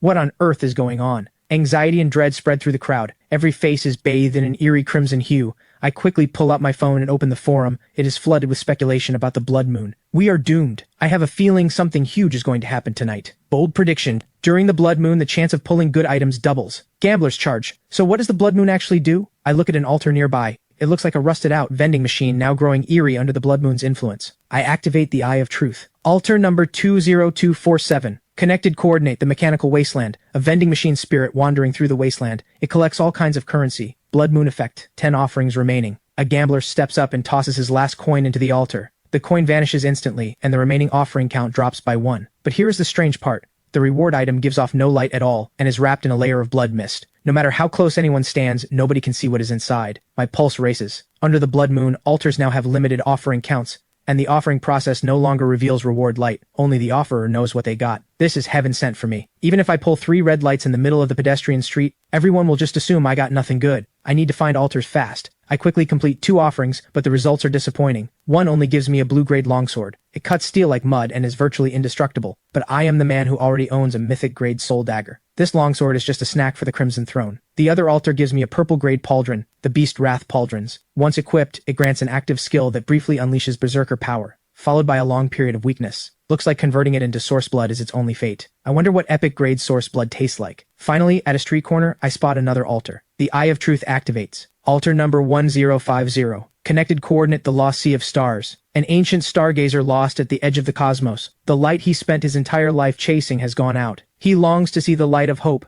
just one more time. Remaining offerings 7. Reading the request. My first thought is the match of hope. But today's matches have all been offered to the Crimson Throne, and ordinary matches and lighters lack the meaning of hope. I dig through all my pockets and only find the receipt printed at the ATM earlier. For David, this slip of paper is his daughter's chance to live, a chance at hope. It is also proof of a young man extending a hand to a stranger. Is this not the eternal light of human kindness itself? With a willingness to try, I place the slip of paper at the center of the altar. A deeply comforted sigh echoes in my ears. Then, an unremarkable 5-pointed star appears on the altar. The Eye of Truth activates. Star of Hope. Grade. Legendary. One-time consumable. Activates automatically the moment the holder dies. Restores the holder's flesh and soul, reviving them at full state. My eyes go wide. Holy crap. A revive token. This is a true last resort lifesaver. This is so far beyond what logic can measure. I store the Star of Hope in the dimensional space and pick up the pace heading back. On the way home, I scroll through the forum and notice something off. A popular altar near us just shattered after repeated offerings. The post includes a blurry photo. What was once a fully intact altar is now nothing but broken stones on the ground. The comment section explodes. Holy crap, altars can break? Someone here did the math. It looks like 10 offerings will destroy them. Out with the old, in with the new. Destroy them all. Maybe better ones will come. Two sides argue back and forth, and the government remains silent. Looks like the higher-ups have also been caught off guard by this sudden turn of events. This proves the blood moon is no joke. Whether the breaking of altars is a blessing or a curse remains unknown. I need to convert my new gear into real solid power. On the way back, I noticed several altars with no offerings made yet, still at 10 remaining. The outskirts really do have fewer people. The moment I get back to the slaughterhouse, I offer the blue-grade longsword to the Crimson Throne. After downing the uncommon source blood, I take out the epic-grade pauldron. The Crimson Throne actually trembles. A bottle of purple source blood appears. Source blood. Grade. Epic. Once absorbed, dramatically increases overall vitality. I tilt my head back and chug it down. Epic source blood is nothing short of a nuclear blast. Terrifying energy detonates inside my body, and my muscles surge and reform with terrifying intensity. So this is what an epic grade source blood feels like. I feel like I could punch through the basement wall right now. I check my phone. 11:59 p.m. I open a live stream to see if anything changes after midnight. In the live stream, a man is standing in front of a food-themed altar made of various materials. I thought this food altar would drop me some crayfish or something, but ever since the blood moon arrived, the only difference is that the altar did not disappear. He pulls out his offering, ready to make the sacrifice. But the altar suddenly starts shaking violently. A massive, tentacled creature crawls out of it. A gaping, bloody maw fills the entire screen. Then the live stream cuts to black. Horrifying chewing sounds pour out from the audio. The live chat explodes. What just happened? A giant tentacle monster came out of the altar. Poor streamer never got his crayfish, he got eaten instead. Something is wrong, why is there a monster outside my building too? And there are more than one. Where are the authorities? Send help. Moments later, a blood-red alert flashes across every screen. Dragon Nation official emergency notice. During the blood moon, altars are mutating. All citizens do not go outside. Stay cautious. Powerful sacrificers may participate in the disaster response, provided your personal safety is ensured. After reading this, I finally understand. The blood moon is a key. Every altar that fails to receive 10 offerings before the next day gets its door unlocked by this key. But what comes out is not hope or gods. It is the calamity tied to the altar's coordinate. After feeling out the star of hope and the pocket watch of fate, my confidence skyrockets. And the dragon egg is close to hatching. These calamities are its food. I decide to go out and start hunting immediately. I step outside, ready to slaughter calamities. I quickly spot an altar nearby, with a woman in a blood-red cloak standing beside it. The Eye of Truth activates. The Witch, grade common. Just as I thought, the first blood moon's monsters are all low grade. I sneer and creep up behind her. The soul dagger flashes cold, and I successfully pierce her heart from behind. A piercing scream tears through the night. The witch dissolves into a pool of black blood. At the same moment, the altar beside her bursts apart. Among the rubble, a small glowing object appears. Altar fragment. Used to maintain the normal operation of altars. I have no idea what it does, so I just toss the fragment into the dimensional vault and pull out the dragon egg. The egg quickly drains every drop of the witch's blood. The hatching progress climbs from 54% to 55.8%. The lingering black mist also gets absorbed by the soul dagger right then. Its growth progress reaches 214. Way better than slaughtering chickens. This blood moon is basically a high-level XP grind. I am grinding all night. After searching a bit, I lock onto my second target. Giant trash beast, grade common. One punch ends the fight. I pick up another altar fragment. The more I kill, the more excited I get. For the weak, the blood moon is a disaster. But for me, the opposite. These calamities and shattered altars are once-in-a-lifetime resources. Suddenly, my brow lifts. Up ahead, a creature covered in bone spikes is excitedly gnawing on an altar. The Bone Demon. Grade. Elite. Finally, something different. Elite grade means green grade rewards. I decide to one-shot it. I launch a flying kick at the Bone Demon. But it suddenly turns, and red light flares across its body. My kick only pushes it back 2 or 3 meters. No real damage at all. So elite calamities have more than just better stats. They have mechanics. I charge in again. Meanwhile, inside an abandoned factory, a brother and sister huddle behind a shipping container, trembling. They are trapped here by a mutated monster. The creature is staggering toward them. The brother grips an iron rod tightly, but the next instant, the monster teleports right in front of them. Without a moment's hesitation, the boy shoves his sister aside and lunges at the monster. The creature raises a massive bone blade. His sister watches in horror as her brother's body is sliced in two. Elsewhere, on a snowy mountain, countless soldiers are fighting back against a monster. Their bullets only spark off its hide. The platoon leader roars, "Even if we cannot beat it, we have to fight. If this thing reaches the foot of the mountain, the villages below are all finished." On a Gobi wasteland somewhere else, a 5-person squad is covered in wounds, but their faces glow with excitement. They just defeated an elite calamity. The squad captain picks up 3 altar fragments. Headquarters wants to study what these things do. They even ordered us to buy them at a high price. Tonight we need to push harder. The red-haired woman beside him sneers. A squad as strong as ours took all night to get 5 fragments. Even the government elites cannot do better than us. Headquarters does not actually think these fragments are easy to get, do they? Meanwhile, on the other side, I wipe the sweat off my forehead and grumble that I just wasted my time. The bone demon has been smashed to pieces, but it did not bleed a single drop. Useless for raising the dragon egg's hatching progress. What a rip-off. After picking up 3 altar fragments, I melt back into the night. If I push harder, maybe my little dragon girl will hatch tonight. By the time I have completely cleared this entire area, the dragon egg is almost ready to hatch, but there is not a single monster left in this zone. I replay the night in my head. Common calamities get crushed in front of me. Only elites with mechanics can put up even slight resistance. One iron giant could actually shrug off the soul dagger, immune to all slashing and piercing damage, but once I figured it out, I just laughed and reduced it to scrap with my fists. There was also an elite nightmare. Its mechanic was creating illusions. I appeared inside a love hotel, and the moment I opened the door, I saw Vivian and her rich boy boyfriend in the middle of a heated scene. It did not faze me at all. One slash sent them off as lovers in the underworld. The nightmare lost its powers, and I crushed it with one hand. Suddenly, I sense something. I look up at the sky. The red on the moon is fading fast. I check my phone. 4 a.m., so the blood moon ends at 4. I check the progress on the dragon egg and the soul dagger. The dragon egg's hatching progress is at 82.8%, and the soul dagger's growth has reached 647. So far, the soul dagger has not shown any of the swagger of a mythic grade item. Once its growth maxes out, it should evolve. I count the 31 fragments in my space and nod with satisfaction. Time to go home and sleep. When I am back at the slaughterhouse as usual, I trade matches for source blood and crash on my bed. But I have a deeply strange dream. I am a massive ant racing down a tunnel with a huge flesh grinder right behind me. If I stop, I get pulled in. Up ahead lies a pile of crushed corpses left by the grinder. A chill runs through my entire body. Suddenly a cold, eerie voice speaks. Only by eating them can you survive. I jolt awake. That nightmare was absolutely ridiculous, but the hunger in that dream felt completely real. I cannot figure it out. After calming down for a while, I pick up my phone. Out of habit, I open the forum. My face changes instantly. The screen is flooded with blood-red posts, even hotter than last night's Blood Moon event. One night of Blood Moon, countless dead and wounded. Please help, my neighbor died, my wife is crying her heart out. How do I comfort her? I get PTSD just looking at an altar now. Once bitten, twice shy. Wails, curses, and dark jokes flood every section. But what truly stuns me is the bright red pinned announcement. Dragon Nation official notice. Number 1. To respond to the changing situation, the official forum is now live. All citizens are required to register. Number 2. The government is now recruiting the Dragon Guard. Any citizen who is willing and capable may apply through the corresponding section of the forum. A representative will contact you. Number 3. Effective immediately, the government will purchase altar fragments without limit, at 20,000 yuan per piece. This is truly explosive news. My brow lifts. The Dragon Guard, huh? Interesting. They want to gather the scattered civilian power and bring it under their control. But the hottest topic on the forum is still the altar fragments. Everyone is speculating about what the fragments actually do because the government is paying a serious price. Most people have no way to obtain them. I think about the 31 fragments sitting in my dimensional space. They are now worth 620,000 yuan. In my old life, even 10 years of work might not have saved up this much. But until I understand what the fragments actually do, I am not selling any of them. Suddenly my phone buzzes. David is calling. Boss Ethan, thank you for your help. My daughter's medicine is sorted out.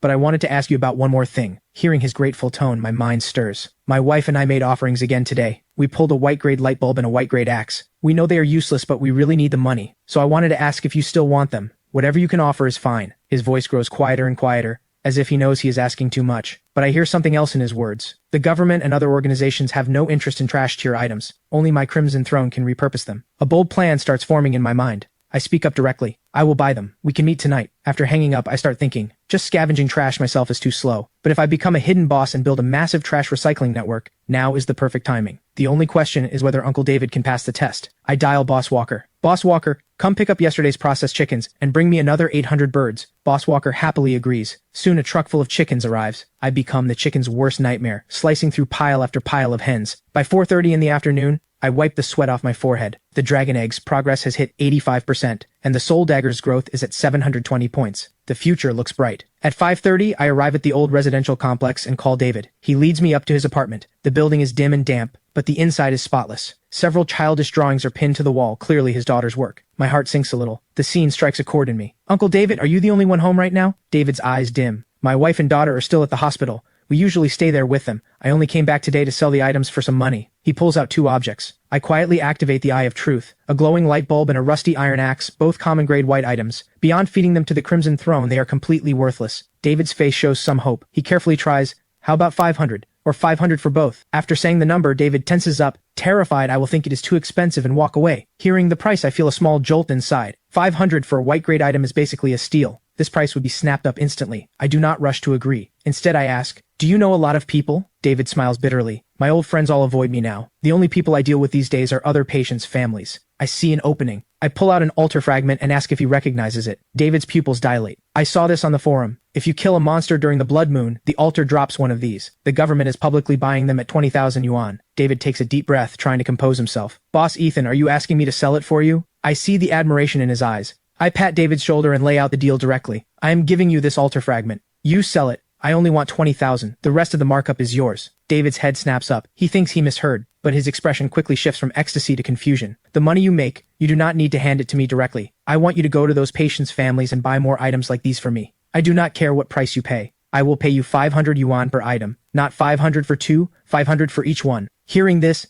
David's pupils contract. His mind races. His instinct as a financial analyst lets him calculate the profit instantly. This is a literal money printer for trash. As long as he pays less than 500 per item, he profits steadily. But quickly he senses something is off. There is no such thing as a free lunch. What is this young man really after? David's voice goes hoarse. You must have your reasons for doing this. Dealing with smart people saves so much time. Uncle David, I am giving you an opportunity. My conditions are simple. First, no matter what price you sell the fragments at or buy items at, I am never to be mentioned. From start to finish, I do not exist. You are building your own trading circle. Do you understand what I mean? David's heart sinks. This is the highest level of confidentiality. Boss Ethan wants to stay completely hidden. In other words, the secrets boss Ethan holds are big enough to get someone killed, and David is the front man pushed to the front, or in other words, the firewall. High rewards come with high risks. I lock eyes with David. Second, if you take in any counterfeit goods, the consequences are entirely yours. So Uncle David, choose your partners carefully. What I want is stability, a constant flow. Of course, you can also choose to walk away. I will pay 1,000 yuan for these 2 items, and our relationship ends right there.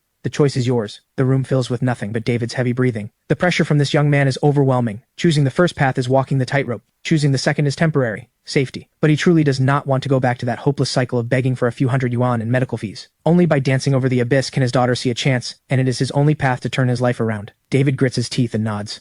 I will do it. Boss Ethan, do not worry. I, David, may be down on my luck, but I used to manage over 100 people at my old firm. I have seen all kinds of crooks and weirdos. I know how to handle this, as long as you give me this chance. I pocket the 2 white-grade items with satisfaction, but I do not use the dimensional vault. You can never let your guard down. I hand over the altar fragment, tell him to contact me once things are in motion, and leave the apartment. The moment I step out of the complex, a strange feeling washes over me. A pair of unseen eyes is watching me from the shadows. My body has been refined again and again by source blood, sharpening all 5 senses to an extreme. Combined with the mystical sensitivity of the pocket watch of fate, this is no false alarm. I stop at a supermarket, buy a few supplies, and walk out into the wilderness, carrying bags of stuff on purpose. When I reach a deserted area, I stop and speak calmly. Tired of following me yet? Several figures slowly emerge from the shadows. Over a dozen burly men with blades close in around me. A sharp screech of brakes pierces the night. A black sedan rolls into view. A foot in red high heels steps out first. It's Vivian. She is wearing heavy makeup today, but it cannot fully hide the swelling on her face. I slapped her too hard yesterday. Vivian's voice drips with venom. Bet you did not see this coming. We meet again so soon. Yesterday on the pedestrian street, you were so high and mighty, were you not? I look bored. The eye of truth scans them casually. Every item on every man in front of me becomes crystal clear. All worthless trash, a pile of white-grade junk, and they think they can mess with me? The strongest among them is the scarred man at the front, wearing green-grade strength bracers. Something is better than nothing. Seeing my dismissive gaze, the scarred man roars in fury. His blade slashes down with green light. Seeing me not even flinch, his contempt deepens. This idiot actually thinks he can take my blade head-on? With this strike, forget a person, even a bull would be cleaved in two. But the next second, the savage grin on his face freezes solid. I do not even blink. 2 fingers casually pinch the sharp blade in place. The entire scene goes dead silent. Before he can even react, the scarred man flies backward like a kickball. His ribcage shatters. Killed instantly. The dozen-plus thugs who were vicious a second ago all freeze. One punch. The blonde punk closest to me reacts first. Terror sends him scrambling for his life, but a calm voice whispers in his ear. Running? An afterimage flashes through his vision. The blonde punk's body jerks rigid. He mechanically lowers his head. A bloody hole has appeared in his chest out of nowhere. Black mist swirls around the soul dagger in my hand. Its growth progress jumps to 721. The remaining men see this and bolt in terror. Their last sliver of hope evaporates. This is not a fight. This is a slaughter. I am the Reaper, weaving through the moonlight, mowing them down like wheat. The last survivor crumples to the ground, wets himself, and begs for his life. I coldly demand the location of the organization's hideout. So Vivian climbed her way up and is now being valued by the big shot Miss Scarlet. The organization's intelligence network is so well developed that they track me down this fast. He spills everything. I finish him off with the soul dagger. No loose ends. Only one person is left alive. Vivian has been standing there frozen the whole time, watching the organization members she thought were so powerful get cut down like wheat, row after row. Her mind has completely shut down. Everything in front of her is beyond comprehension. This is Ethan, the same one she kicked aside, the pathetic loser who was supposed to scrape the bottom forever, with no chance of ever rising up. I step toward her, one slow step at a time. Vivian finally snaps awake and lets out a piercing, distorted scream. She crawls backward on all fours, like an ugly maggot scrambling away as fast as she can. Ethan, please, I was wrong. I really was wrong. We used to be so close. Please, for old time's sake, just spare me this once. If you let me go, I will do anything you want. I can give you money items. I can pull green light every day. I can be your girlfriend again. I will listen to everything you say. She begs incoherently. A complete mess. I stop right in front of Vivian, my eyes utterly cold. Vivian, do you remember what you did to me yesterday on the pedestrian street? Vivian's body jerks. Of course she remembers. I extend my foot, motioning her to come closer. Vivian shudders. It is humiliating, but compared to dying, it is nothing. And just as she inches closer, 2 sharp cracks of breaking bone explode through the night air. I stomp on her arms and snap them both. Then I stare into her eyes. You may be willing, but I find you filthy. The soul dagger lunges forward. A bad feeling washes over me. Blood mist erupts, and Vivian's body simply vanishes. Another blood escape. The second time. Just as I am about to deliver the killing blow, she escapes right in front of me again. Anger surges in my chest. I recall the last survivor's words, what he revealed during his desperate pleas. There is a Miss Scarlet in the organization, recently injured, who values Vivian highly. Their blood escape techniques are identical. So that is it. The tall woman from that night is Miss Scarlet, a high-ranking figure in the Black Shadow. This bizarre escape ability was most likely passed to Vivian by her. The Black Shadow, this growing underground force quietly spreading in the shadows. Before they grow into giants, I need to crush them all. First, I will use up today's 3 offerings, then pay a personal visit to this so-called hideout. I start gathering the loot. Just as my fingers are about to touch the items, a chilling sense of being watched slams into me. This is nothing like the clumsy tracker from earlier. Whoever this is, they are calm and incredibly stealthy. A top-tier expert. I curse internally as killing intent surges. I shatter the ground beneath my feet and shoot forward, leaving after images in the air. I burst toward the source of the gaze. In just a few breaths, I reach the corner, but the spot is empty. Only a few faint footprints remain. Someone was here, and they got away. Their retreat was decisive, their reflexes terrifying. Combat instincts like that almost certainly do not belong to the Black Shadow. Vivian does not have access to anyone this strong. Most likely this is a government elite. Only the authorities have the resources to cultivate someone at this level. Being on the radar of a low-tier organization like the Black Shadow does not really concern me, but being targeted by the government is a completely different matter. Being watched by a state apparatus is dangerous. No matter how confident or full of myself I get, I am not arrogant enough to think I can stand against the government. It all depends on how they classify me. A rogue who kills indiscriminately and needs to be eliminated, or a civilian-level powerhouse worth recruiting and using. I let out a soft chuckle and continue collecting the loot. 2 kilometers away, the scout agent Panther leans against a cold wall, drops of sweat falling. This sweat is not from running. It is from fear. That ghost-like speed, that explosive raw power, and those cold, emotionless eyes. How did he detect me? No target has ever spotted me before. Inside the Anomaly Affairs Bureau, he is the top tracking and counter-tracking expert. No, he has to report this immediately. This is Panther, requesting immediate extraction. The target spotted me. He almost caught me. What? Commander Ryan and every staff member listen in stunned silence. The Bureau goes dead quiet. Even Panther, normally cold and composed, lost his cool over a single target. I only got 1 photo. I am sending it back. Take a look. Ryan and the others immediately view the photo on the big screen. This time the angle is clear, not just a side profile. Emily stares hard at the screen, her pupils contracting. I remember now. The abnormal energy fluctuation I sensed at the wet market that day was him. I thought it was just my imagination. Leftover energy from the wrathful monk. Ryan's face turns grim to the extreme. So he was already watching us back then? Suddenly, a quiet voice speaks up. Everyone turns. A female agent points at the screen with a strange expression. Could he be the one behind the gold light and red light incidents? The command center fills with sharp intakes of breath. Several senior analysts shake their heads, their faces full of disbelief. It is absurd. He looks far too young with no apparent background. Ryan rubs his head. He has a splitting headache. While everyone debates, a grim-faced investigator strides in. Commander Ryan, Professor Carter, we have completed his full background check. Ryan takes a deep breath and flips open the first page of the file. The first page shows my standard ID photo. The young man in the picture has clean eyes, even a hint of a sunny smile at the corner of his mouth. His personal record is similarly plain, almost too simple, with no criminal record or violent tendencies. Until Ryan flips to the very last page. Family relations. Pupils across the command center contract sharply. Father, John. Status, deceased. Mother, Linda. Status, deceased. Date of death, June 7th. Cause, car accident. The investigator submitting the report adjusts his glasses, his expression heavy. Commander, I dug through the case files from that accident. Suspiciously convenient. Several leads appear to have been forcibly buried. The surveillance broke down 1 day in advance. The driver's cause of death does not match the report. A staff member who insisted on pursuing the case ended up dead a month later. His entire family killed in a gas poisoning accident. Ryan takes a hard drag from his cigarette. Ethan's father was a veteran scout. During an undisclosed overseas conflict, he sustained critical injuries to save his entire squad and brought back vital intelligence, honorably discharged. The investigator continues. His mother, Linda, was one of the country's top cardiac surgeons. She participated in multiple humanitarian missions, even risking her life to save a key figure from an allied nation, a steel-souled soldier and a healer with a heart of gold. A heroic couple like this, their deaths should have made waves. Ethan, as their orphaned son, should have received top-tier compensation and protection. But in reality, the entire matter was buried. He did not receive a single yuan of compensation. Forgotten by the world. Emily shudders at this. Why did he not report it? Why did he not seek help? The command center falls into deathly silence. Only Ryan, his eyes complicated through the smoke, speaks. Emily, think about it. A college student in his 20s, his parents suddenly killed. Every witness either dead or injured. Would he dare to make noise? Maybe this kid figured it out from the start. If he made noise, by the next day he would be the next victim of an accident. Only by living like a real orphan, head down, tail tucked, did he stay alive long enough to make it here. Professor Carter beside him adjusts his glasses and turns away. This water runs unfathomably deep. Ryan suddenly stands up. Liam, I need you to dig into that case from the side. For now, put all action plans regarding Ethan on hold. Until we know the truth, we make no judgments. He is not an enemy, at least not yet. Ryan picks up my file. Tonight's meeting is strictly classified.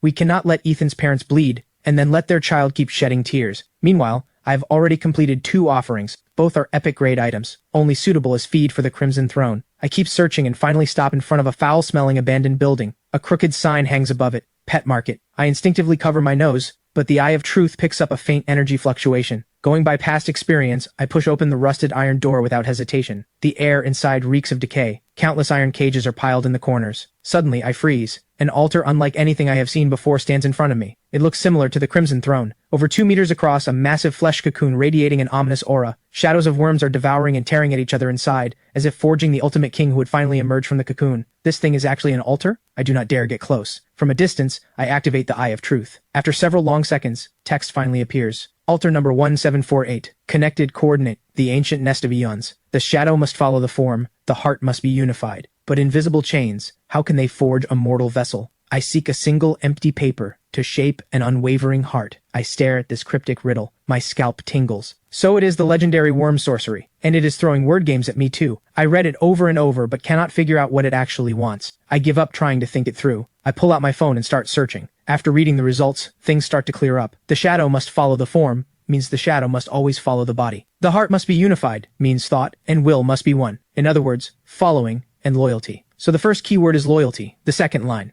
But invisible chains, how can they forge a mortal vessel? It is asking how to take invisible, intangible spiritual loyalty and lock it down with a tangible contract. Is this not just turning spirit into matter? Anyone who has had a girlfriend knows this. Buy the bag or else. Same logic. I smirk and continue with the third line. I seek a single empty paper to shape an unwavering heart. This line is the most contradictory and the most central. A piece of paper with no binding force. How can it shape unbreakable loyalty? The corner of my mouth twitches. Has anyone ever evolved from a corporate slave into a brainwashed slave? Even if I understand the literal meaning, I still have no idea what to offer the altar. A slavery contract? An employment contract? None of those seem right. Contracts can be torn up the moment the price is right. A slavery contract is just absolute force, not loyalty from the heart. And I cannot afford to guess wrong. Otherwise, a black light calamity made up of all these GU worms. Just thinking about it sends chills down my spine. My thoughts hit a dead end. After an hour of getting nowhere, I slam my fist into the wall in frustration. Too much force, and a photo album spills out of my backpack. The first page shows my father standing tall in his uniform. I remember him stroking my head with affection. Listen, kid, our family men, no matter where we go, we never bow our spines. A jolt runs through my body. The cultural foundation of the Dragon Nation,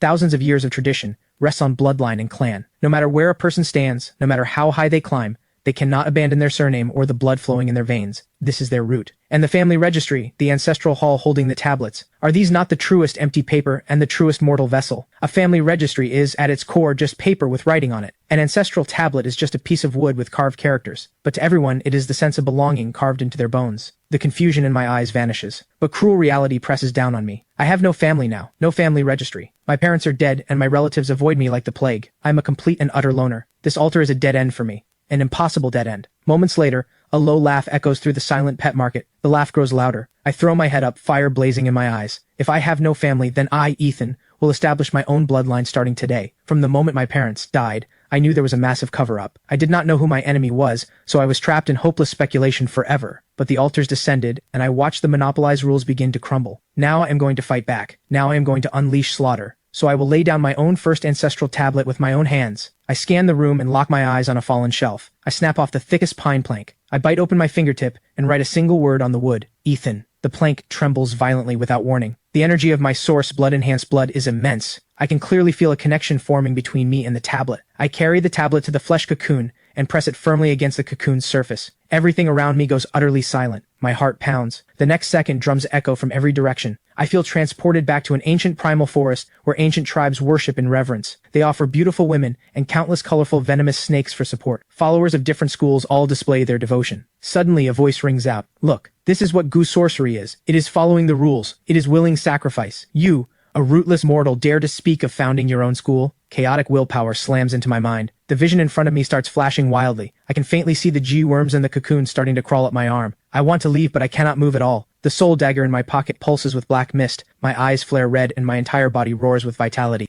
Your traditions are nothing but echoes of a dead era. I am the beacon of a new age. I am the rule. The illusion shatters in an instant. My entire body is drenched in cold sweat. The GU worms about to burst from the cocoon all freeze. They speed up, biting and devouring each other in a frenzy, until finally every sound dies, leaving only a single massive jet-black beetle. This is mine. My voice trembles with excitement. The aura on this thing has to be at least legendary, but my eye twitches violently. The membrane around the Worm King suddenly tightens, crushing the sole surviving Worm King into pulp right in front of me. I crack. Are you kidding me? I bet everything to endure the mental assault and you do not even leave me one worm? Then something strange happens again. The collapsed flesh cocoon erupts with a pillar of red light. The terrifying energy wave shakes me off balance. Was there an even greater being behind that beetle? The red light slowly fades. The flesh cocoon altar still stands, but it is now empty inside. Only a dark green-black shell floats above the altar. I immediately activate the Eye of Truth. A line of green text appears. Heart of the Ancient Nest, grade, mythic, absorbs ambient energy on its own. Every 15 days, it produces a brand new GU worm. Function 2, can store and fuse all types of GU worms. Holy crap.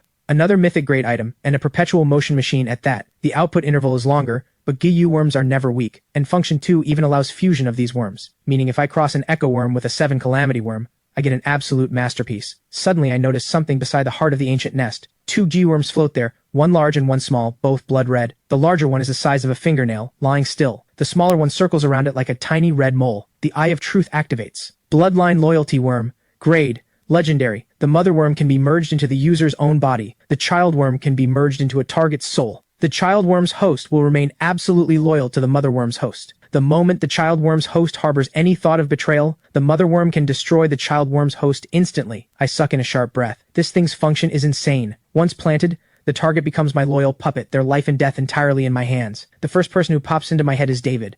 But on second thought, this is a legendary grade item. Wasting it on an ordinary person is a shame. Good steel goes on the blade's edge. I pack everything up and prepare to head back to plan out the next few days. Cut to the other side. Inside the inner chamber of a mansion, Lady Scarlet is treating her injuries. The hidden wounds from her earlier encounter with me are torturing her. At that moment, the door bursts open. Vivian stumbles in, covered in blood, both arms broken, looking like a drowned dog dragged out of a mud pit. Scarlet's eyes are full of disgust. Trash, how did you end up like this? Vivian immediately starts sobbing. I was ambushed by my loser ex. I do not know what dark sorcery he learned, but he killed every bodyguard protecting me. He has zero respect for our Black Shadow. He even forced our branch hideout's location out of one of them. Scarlet is dumbfounded. You got your whole squad solo wiped by your loser ex, and you still have the nerve to cry? But she has no time for this nonsense. Since the ex knows the hideout's location, just in case, Scarlet directly dials her subordinate Hawk. Maximum security at the hideout. Double the manpower. Lock the place down like a fortress. Remember, nothing must interfere with my plan. She hangs up, wincing in pain, her thoughts drifting again to that terrifying man. By the early hours of the morning, the gray rain falls right on schedule. I stand under the eaves with a cup of stillness in hand. This cup is genuinely useful. No wonder so many people love cups. From now on, anyone trying to mutate one splash and I confiscate their weapon of choice. Back in my bedroom, I start counting my assets. Mythic grade items, the Abyssal Dragon Egg, the Soul Dagger, and the Heart of the Ancient Nest. Legendary grade, the Dimensional Vault, the Pocket Watch of Fate, and the Star of Hope. Plus the newly acquired Loyalty Worm. The luxury of this loadout could start a war if word got out. On top of that, I'm holding several bottles of source blood that can save a life or level me up. This is my foundation for surviving in this chaotic world. After all, the government has very likely noticed me, and with the Black Shadow organization that will not stop haunting me, a major battle is coming. I need to have everything in order. Just then my phone buzzes. David is calling, his voice full of excitement. Boss Ethan, I sold the altar fragment you gave me for 26,000 yuan, 30% above the government's price, and the buyer is no ordinary person. They claim to be from the Black Shadow. They even sent me an invitation to join the organization. They mentioned internal benefits and some kind of protection. Hearing the words, Black Shadow, my hand pauses on the desk. Enemies always cross paths. I was just looking for a chance to uproot them entirely, and now they walk right to my door. A cold smile curves on my lips. I tell David directly, Uncle David, accept their offer. Join the Black Shadow. David on the other end goes blank. Sure he misheard. My tone turns cold. I speak bluntly. I have a blood feud with the Black Shadow. I'm sending you in as a mole. This is a near-suicide mission for David. Even in other words, I am sending him into hell. He falls silent, but he is smart, and even more he is a desperate father. To save his daughter, even hell, even mountains of knives and seas of fire, he will charge through. David grits his teeth and agrees. If you can save my daughter, my life belongs to you. I smile. I do not promise him empty hopes. Instead, I directly ask about his daughter's condition. Hearing it is acute leukemia, I look at the dark red source blood in my hand. A wild idea crosses my mind. If this stuff can cleanse the marrow and reshape flesh, could it cure David's daughter's leukemia? If I'm going to win his loyalty, I might as well use a fate-defying move. I lay out the plan. Uncle David, tomorrow afternoon I will come to pick up the first batch of items. I will give you another altar fragment then. Use it to trade with the Black Shadow and accept their invitation while you are at it. Also, before I head to your place,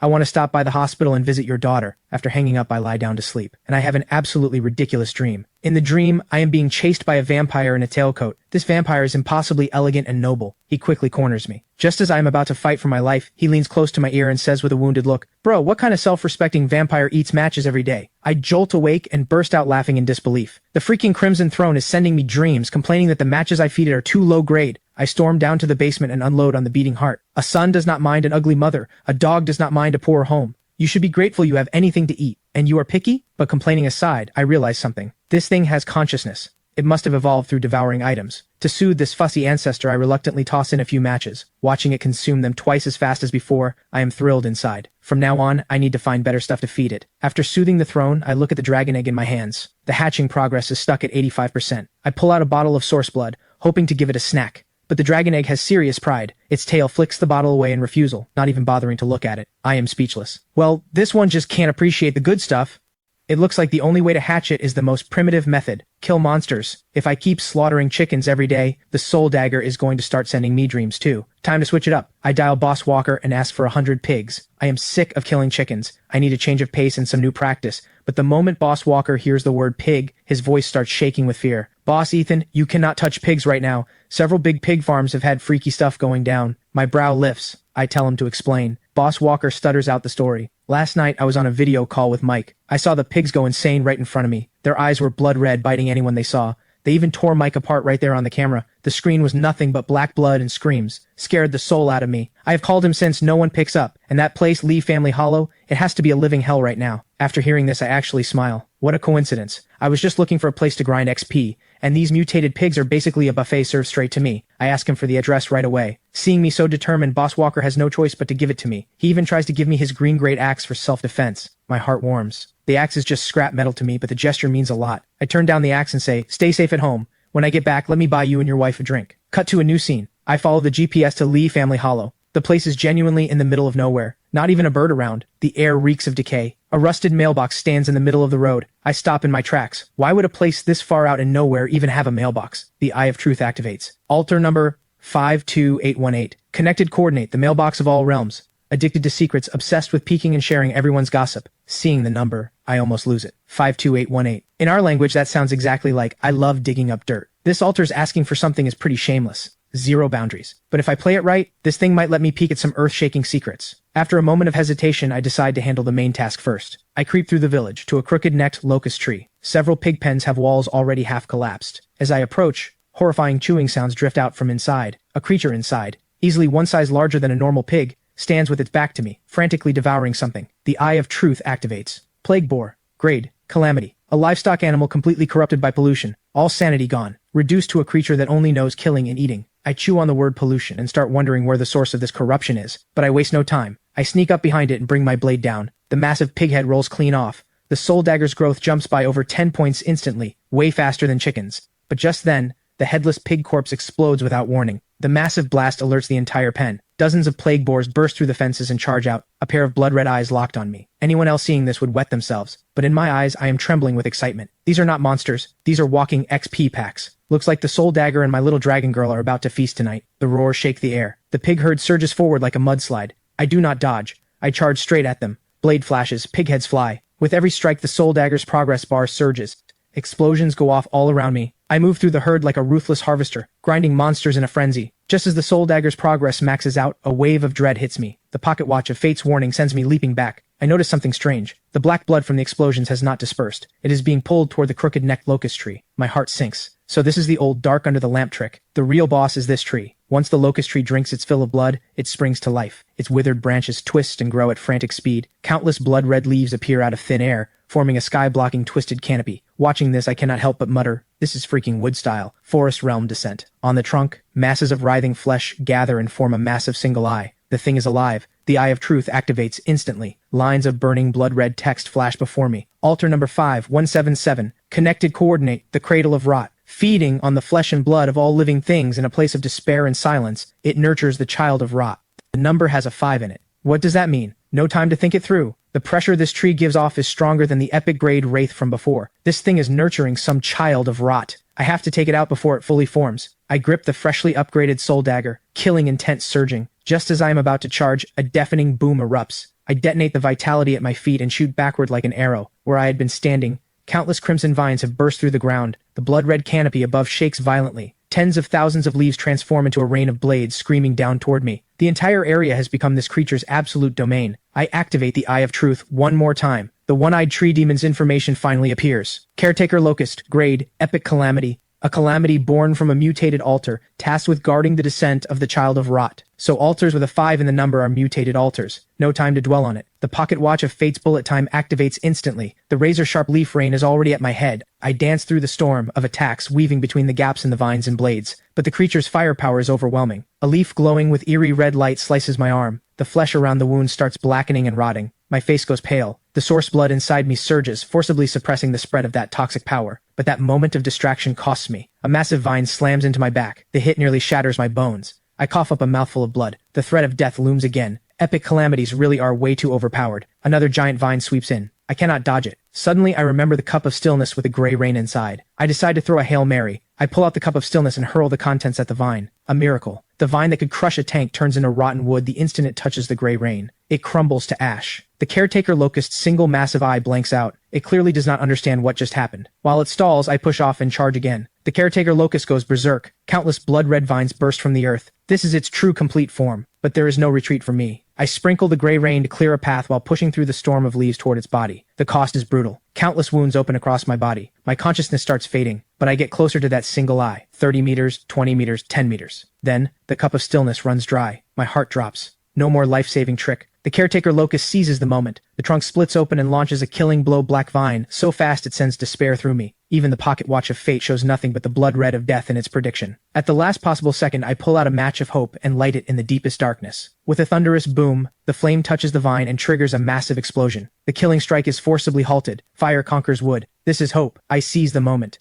Man and blade is one. I turn into a streak of black light and drive the blade deep into that terrified single eye. Break! With a sharp crack, the eye shatters. The towering tree collapses in an instant, dissolving into a black pillar of light connecting earth and sky. In this moment, all of Riverside City can see this terrifying phenomenon. The shockwave throws me dozens of meters. I am covered in blood, a complete mess, but I am laughing wildly, because I won. I survived another epic calamity. I drag my battered body toward the center of the black light pillar. 2 items glowing faintly stand out. The first is a fist-sized black sphere. The Eye of Truth activates. Miniature altar heart of the caretaker locust. Grade, epic. Can permanently fuse with any altar, transforming it. The core that may form when a mutated altar is destroyed. Both the echo of death and the embryo of new life. Consumable. Once a target altar is selected for fusion, forced removal will destroy this miniature altar heart. Holy crap, this is a great find. Perfect for feeding the Crimson Throne later. I turn my eyes to the second prize. Mark of Rot. Grade legendary. Your soul has been branded with a trace of rotten energy. You gain massive resistance to and affinity with all rot-related negative forces. Just resistance sounds a little weak on paper, but just as I am about to put the mark away, additional text appears that makes my scalp tingle. You have stirred a long-lost interest in the slumbering child of Rot. It looks forward to meeting you in person. I lose it, so I killed the small one, but the big one is alive and now has its eyes on me. Like a giant has marked me as an interesting little ant. I curse under my breath and quickly turn to bolt. The towering black pillar is way too conspicuous. But just 2 steps out, the mark of Rot inside my dimensional space stirs. A will that does not belong to this world descends, and an indelible mark sears into me. In the pitch-black storm, I faintly see a figure. The child of Rot. I clench my teeth and activate the Eye of Truth.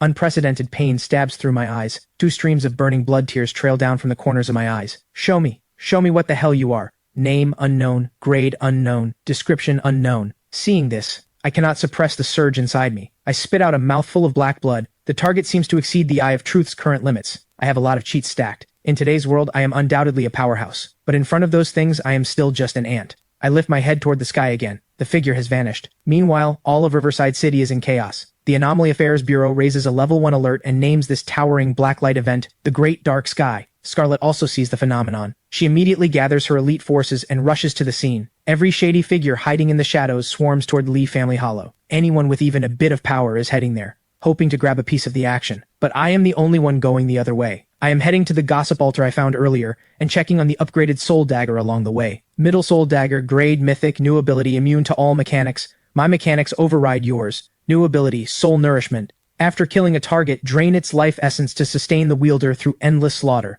New ability, Godslayer's Aura. Deals 1000% damage to mythic grade units. Looking at these insane stats, I almost want to bow to the Soul Dagger. Bro, you are a beast. The Soul Dagger's upgraded stats are absolutely insane. Immune to all mechanics means no more hits that just scratch. Mechanic monsters, rule monsters, all of them get cleaved in 2 with 1 strike. Soul Nourishment fills my biggest gap. As long as I keep killing, I am a perpetual motion machine. And Godslayer's Aura is the cherry on top. Given enough time, I would dare to kill a god. I make my way back to the mailbox of all realms. I dip my finger in blood and write several words on a piece of paper. I have seen a god. I will slay the god. I shove the note straight into the mailbox. The mailbox lets out a sly laugh. gold light shooting up to the heavens. Looks like this gossip is too juicy. The mailbox's slot spits out an antique-looking black envelope. I grab it and bolt. The commotion is way too loud. Back at the slaughterhouse, I first drink 2 bottles of source blood to heal my wounds, then open the strangely textured black envelope. The page starts off blank, then a line of golden text appears. I love your gossip very, very much. In exchange, I will tell you 2 secrets. First, the gray rain does not come from the sky. It is the tears of a hero. This makes me suck in a cold breath. The world-shattering gray rain is actually one person's tears? What kind of being is this? Then the second secret appears. Those artists are growing impatient. They are doing their final rehearsal.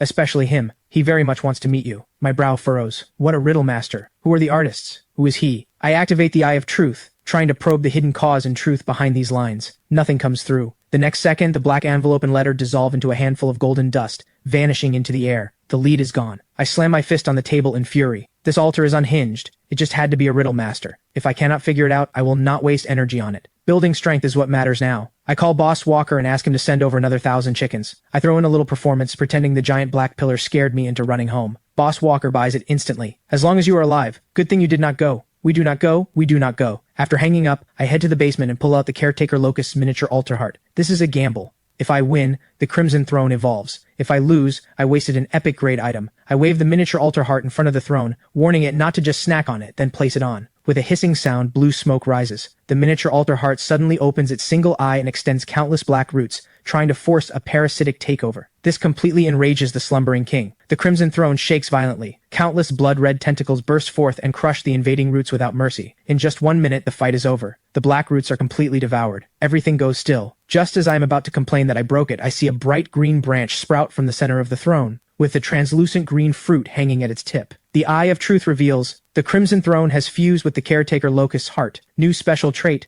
source blood will be drawn into the heart blood tree and brewed within the heart blood fruit. Brewed? My heart races, but I have no spare items to test with. Then a thought strikes me. I pull a regular bottle of source blood from the vault. Who says I cannot offer source blood to make source blood? This is exploiting a bug. This is recursion with extra steps. The Crimson Throne seems speechless, but obediently swallows it. Moments later, the fruit blazes with light, and a brand new bottle of source blood drops down. The liquid inside is now a vibrant green, full of life force. The Eye of Truth identifies it. Source blood, heart blood refined, boosts overall vitality, and more importantly, the effect is gentle. It can repair the body, purify the bloodline, and expel negative energy. Looking at this upgraded source blood, my breathing quickens. The improved version has arrived. I lock my eyes on the words purify the bloodline. An image flashes in my mind. David's daughter, the one with leukemia. Before, my odds were under 10%. I worried her fragile body could not handle the violent energy. But now, with this gentle, refined version, her chances of survival jump to 90%. This is custom-made medicine for her. I know exactly what this means. Not just saving a life, but an investment with incalculable returns. If I save his daughter, David,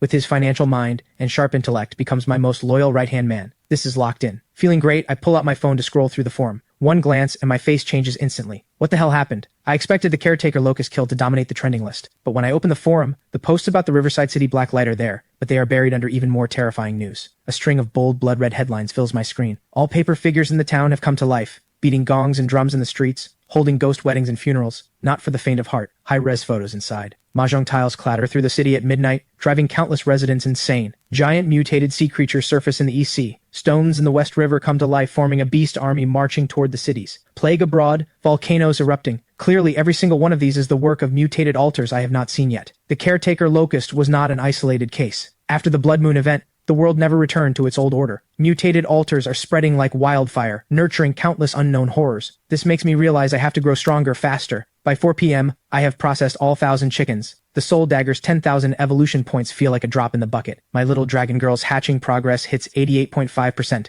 Since my body is mostly recovered, I decide to go see David. This is the most critical step in my plan. When the call connects, David's voice sounds like the soul has been pulled out of him. He gives me a hospital address and hangs up. 40 minutes later, I see a David who has aged beyond recognition in the hospital hallway. He is on his knees, begging a doctor to save his daughter, even if it means going bankrupt to buy imported miracle drugs. The doctor sighs helplessly. The cancer cells are spreading too fast. Even a miracle could not save her. Hearing this, David and his wife completely break down. I walk over and pat his shoulder, then follow them into the hospital room. On the bed, a little girl named Stella has wasted away to bone. Seeing her parents come in, she still musters a brave little smile and even has the strength to call me uncle. That word twists something inside me. David drops to his knees beside the bed like a helpless child, holding his daughter's withered little hand, tears pouring down. Stella's eyes well up too. She reaches out her tiny skeletal hand and gently strokes David's tear-streaked cheek. Daddy, am I going to a far, far away place soon? It is okay. I read in a book that good children all become stars in the sky. I will become the brightest star up there, watching over daddy and mommy forever. So if you ever miss me, just look up at the night sky. Hearing this, even the doctor cannot help but turn his face away. I pull David out into the hallway and ask quietly, how bad is it really? David leans against the cold wall, his voice raw. The doctor said, at this rate, 2 weeks at most. Looking at this broken man, I say calmly, I have a way. Those 4 words bring light back to David's dead eyes. He drops to his knees in front of me. I bend down slowly, my dark eyes reflecting his broken form. My lips move quietly as I explain. My voice is soft, but David's pupils contract sharply. At first, David shakes his head furiously. It is too absurd and too dangerous. But the shaking slowly stops. The wild hope ignited inside him crushes every doubt. Bet. Why not bet? Back in the hospital room, David whispers the plan to his wife. Helen's face goes pale with shock. She stares at her husband in disbelief. Despite her fear, thinking of how little time her daughter has left, and seeing the wild hope in her husband's eyes, Helen chooses to believe. She turns to her daughter on the bed,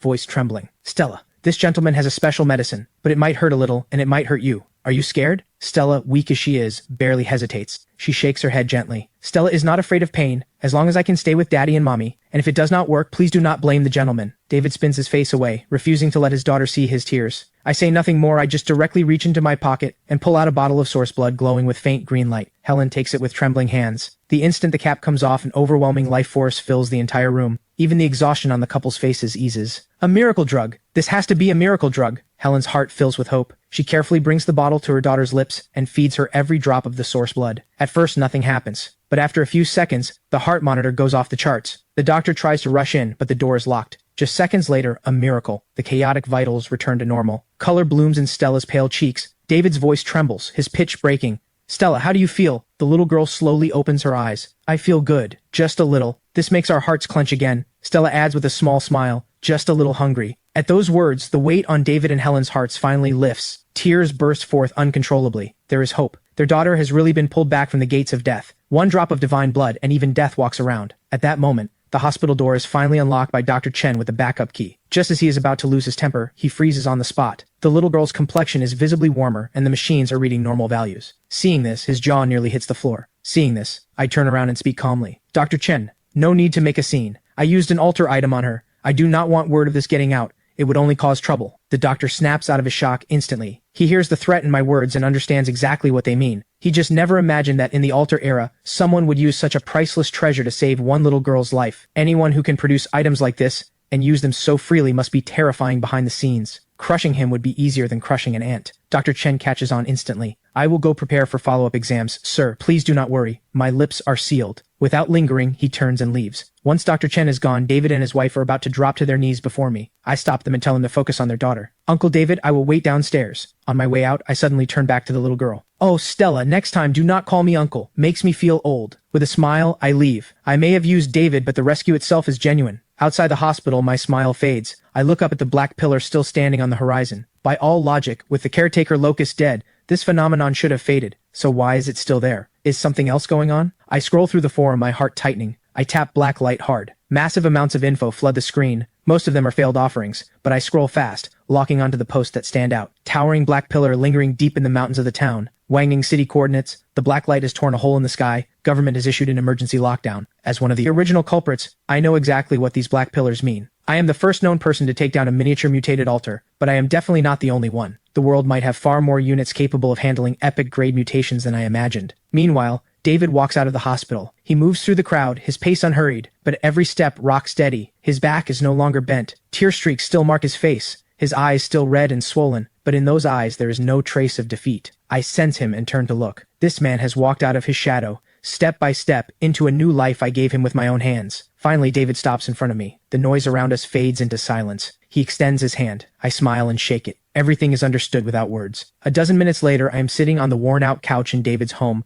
looking at the 17 white-grade items David has collected. The eye of truth scans them. Every single one is real. Good work. This time, with David watching, I wave my arm lightly. The pile of items vanishes into thin air. A miracle. David's pupils contract. He is shaken. I take in his reaction. Uncle David's loyalty is locked in, but beyond gratitude, I need him to never see the bottom of my depths. He needs to know there is a future with me. Also, as the head of the recycling network, this trick is genuinely hard to hide. I take out another altar fragment and toss it to him. This one, like I said before, take it to the Black Shadow. Get on the inside. Stay careful. Sir, do not worry. From a financial standpoint, this is venture investment. You invested in me. I will not let you take a loss. I nod with satisfaction and say nothing more. This is exactly what I want. A well-honed blade should have its own edge. My people should be like this. With everything arranged, the sky has darkened. I decline David and Helen's dinner invitation and leave the old apartment building alone. As I pass a street corner, the rich smell of baking stops me in my tracks. Fresh mooncakes. I look up at the bright, full moon and finally realize. Tomorrow is the Mid-Autumn Festival, our biggest reunion holiday. Boss, give me a few boxes of mooncakes. Anything except 5 nut, I will take. I carry the gift boxes into the night. I tear open a salted egg yolk and lotus paste mooncake and take a hard bite. The familiar taste makes my eyes burn. The next second,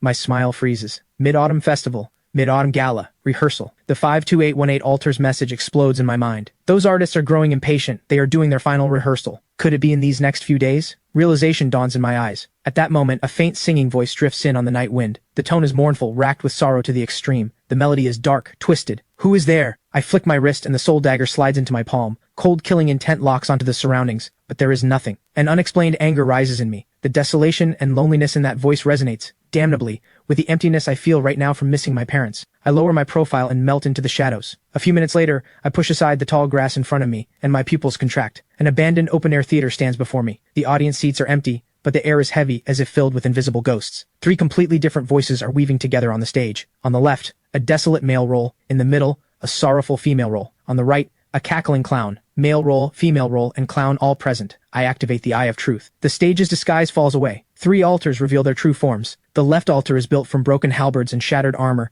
rusted with age. Altar number 1001. Connected coordinate, the Heavenly Opera House, the White Tiger Hall. Why do I fight my heart out against enemies only for the Emperor to suspect me of treason? Why do loyal subjects always meet bad ends? The center altar is built from phoenix crowns and pearl hairpins. Altar number 1003. Connected coordinate, the Heavenly Opera House, the Changman Palace. She weeps. Why did I give my whole heart to him, help him scheme his way to power over the world, only to end up dying alone? The right altar is built from hundreds of masks with different expressions. Altar number 1004. Connected coordinate, the Heavenly Opera House, the Hall of Faces. It laughs. Laughs at those who rise, laughs at those who fall, laughs that all the world's people are blind fools. 3 top-tier altar numbers. 1 full of resentment, 1 full of sorrow, 1 full of nihilism. The pattern is clear. The loyal general is the male role. The devoted noblewoman is the female role. The cunning clown is the clown. Male role, female role, and clown all complete. But for this play to be sung with right and wrong made clear, one role is still missing. The one with the fiercest temper. The one who dares flip the table and set the rules. The painted face. So this is an unfinished broken play. They are trapped in tragedy with no way out. The key to breaking this is not applause or strange offerings.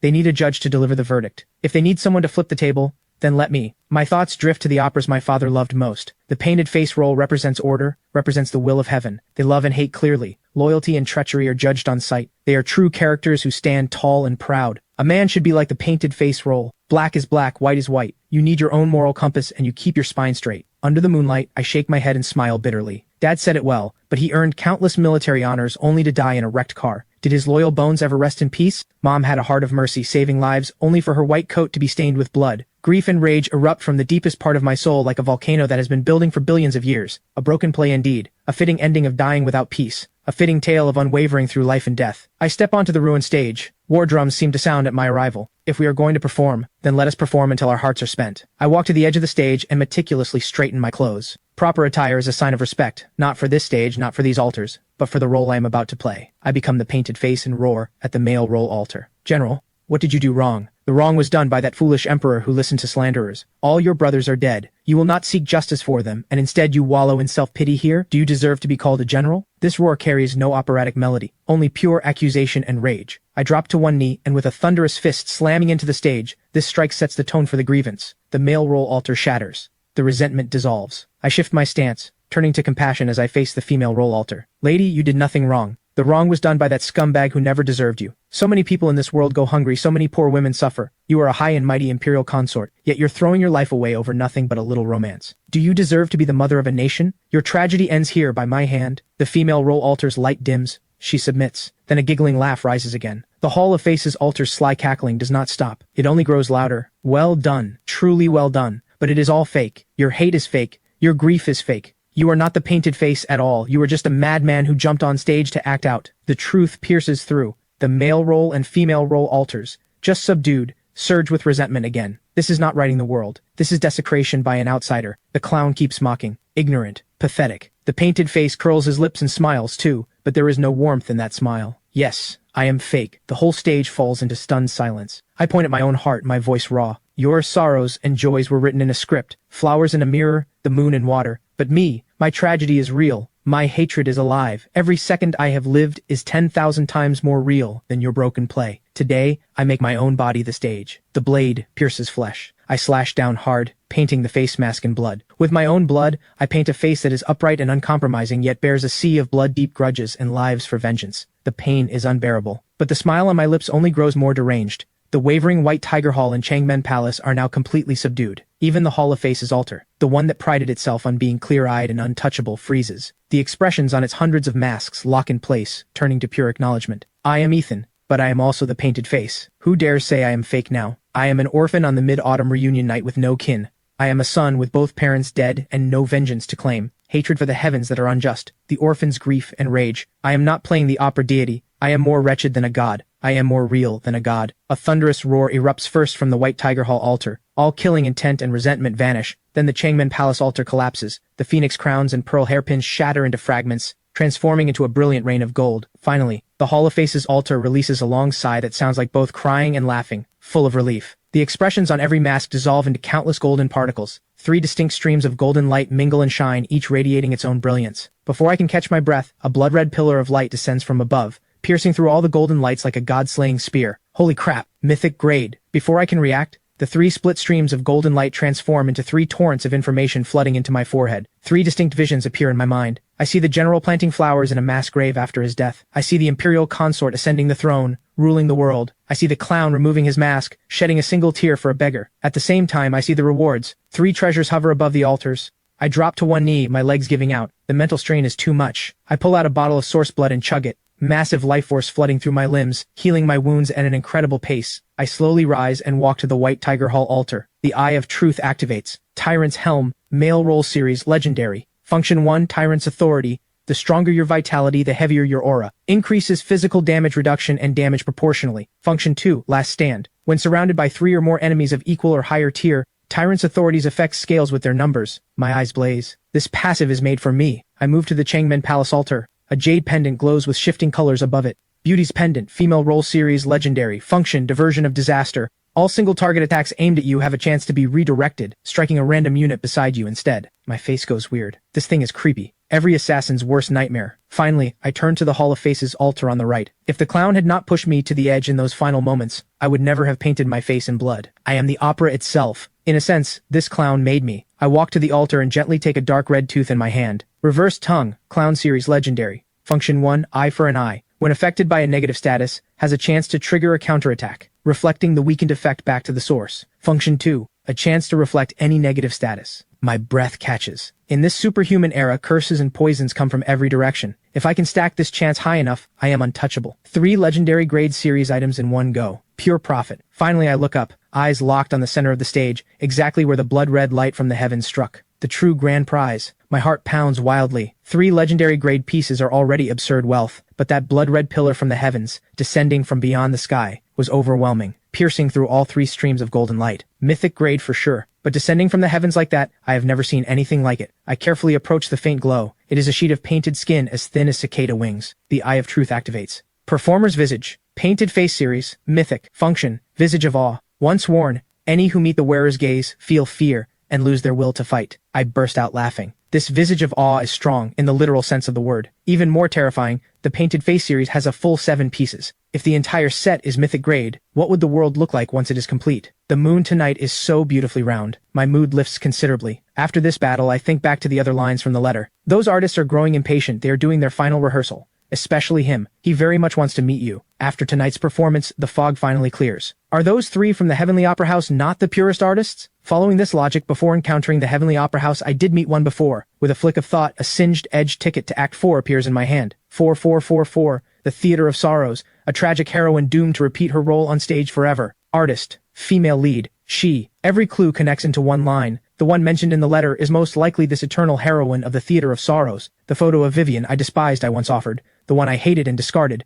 earned me the ticket. That was a karmic bond between me and her, already formed long ago. No wonder the Eye of Truth shows cause and effect. Offerings come with delayed payback apparently. I instinctively check the date on my phone. August 14th, Tomorrow is the Mid-Autumn Festival. Final rehearsal. The meaning is clear. What plays out tomorrow is not a mid-autumn celebration. It is the formal performance the artists from the Theater of Sorrows are presenting to the entire world. Two deadly questions stand before me. First, is the eternal heroine seeking me a blessing or a curse? Second, how exactly will these artists descend tomorrow? What do I do? A flash of fierceness crosses my eyes. I pull 3 core items from the dimensional vault. The Abyssal Dragon Egg, the Soul Dagger, the Bloodline Loyalty Worm. I gently touch the Soul Dagger. It is cold to the touch, yet linked to my soul. This thing has blocked plenty of mental attacks for me. My gaze shifts to the Bloodline Loyalty Worm. The 2 worms, one large and one small, crawl obediently onto my fingertip. From now on, you bear the name Soul, too. I will call you Soulworm. Finally, I look at the Abyssal Dragon Egg nuzzling against my arm. Calling you Little Black sounds bad. Soul Dagger, Soulworm, Soul Egg, the Soul Name team is officially formed today. My phone buzzes. David is calling. Mr. Ethan, Stella's test results are all in. Every reading is normal. Good. Happy mid-autumn. Also, I made contact with the Black Shadow. They let me in straight away as an Outer Core member. Outer Core. I pause. Same level as Vivian. Still second rate. But the Black Shadow's hierarchy seems to be incredibly strict. Besides, Mr. Ethan, I have been assigned to a large logistics warehouse in the East District. East District. My eyes flicker with understanding. So it really is not that Hawk guy's chemical plant. Remember, watch and listen. Stay safe. After hanging up, I sit under the eaves, drinking and eating mooncake. A bitter smile tugs at my lips. Dad, you better watch closely. The bright moon in the sky is swallowed by dark clouds. The world goes dim in an instant. Drip, drip, rain drops from the pitch-black sky. I check my phone. Midnight, August 15th on the lunar calendar. The Mid-Autumn Festival. Mid-Autumn peace and joy. May we all reunite. A few blessings, spending the last bit of warmth I have left. Killing intent rises instantly. It is time for me to take the stage. I pick up the large black umbrella leaning by the door. Whoosh! The black umbrella opens, shielding me from the gray rain that can wipe out any superhuman power. I do not look back. I step into the endless curtain of rain. Whatever unknown dangers are coming, I am going to take down a Black Shadow stronghold first. Black Shadow, here I come.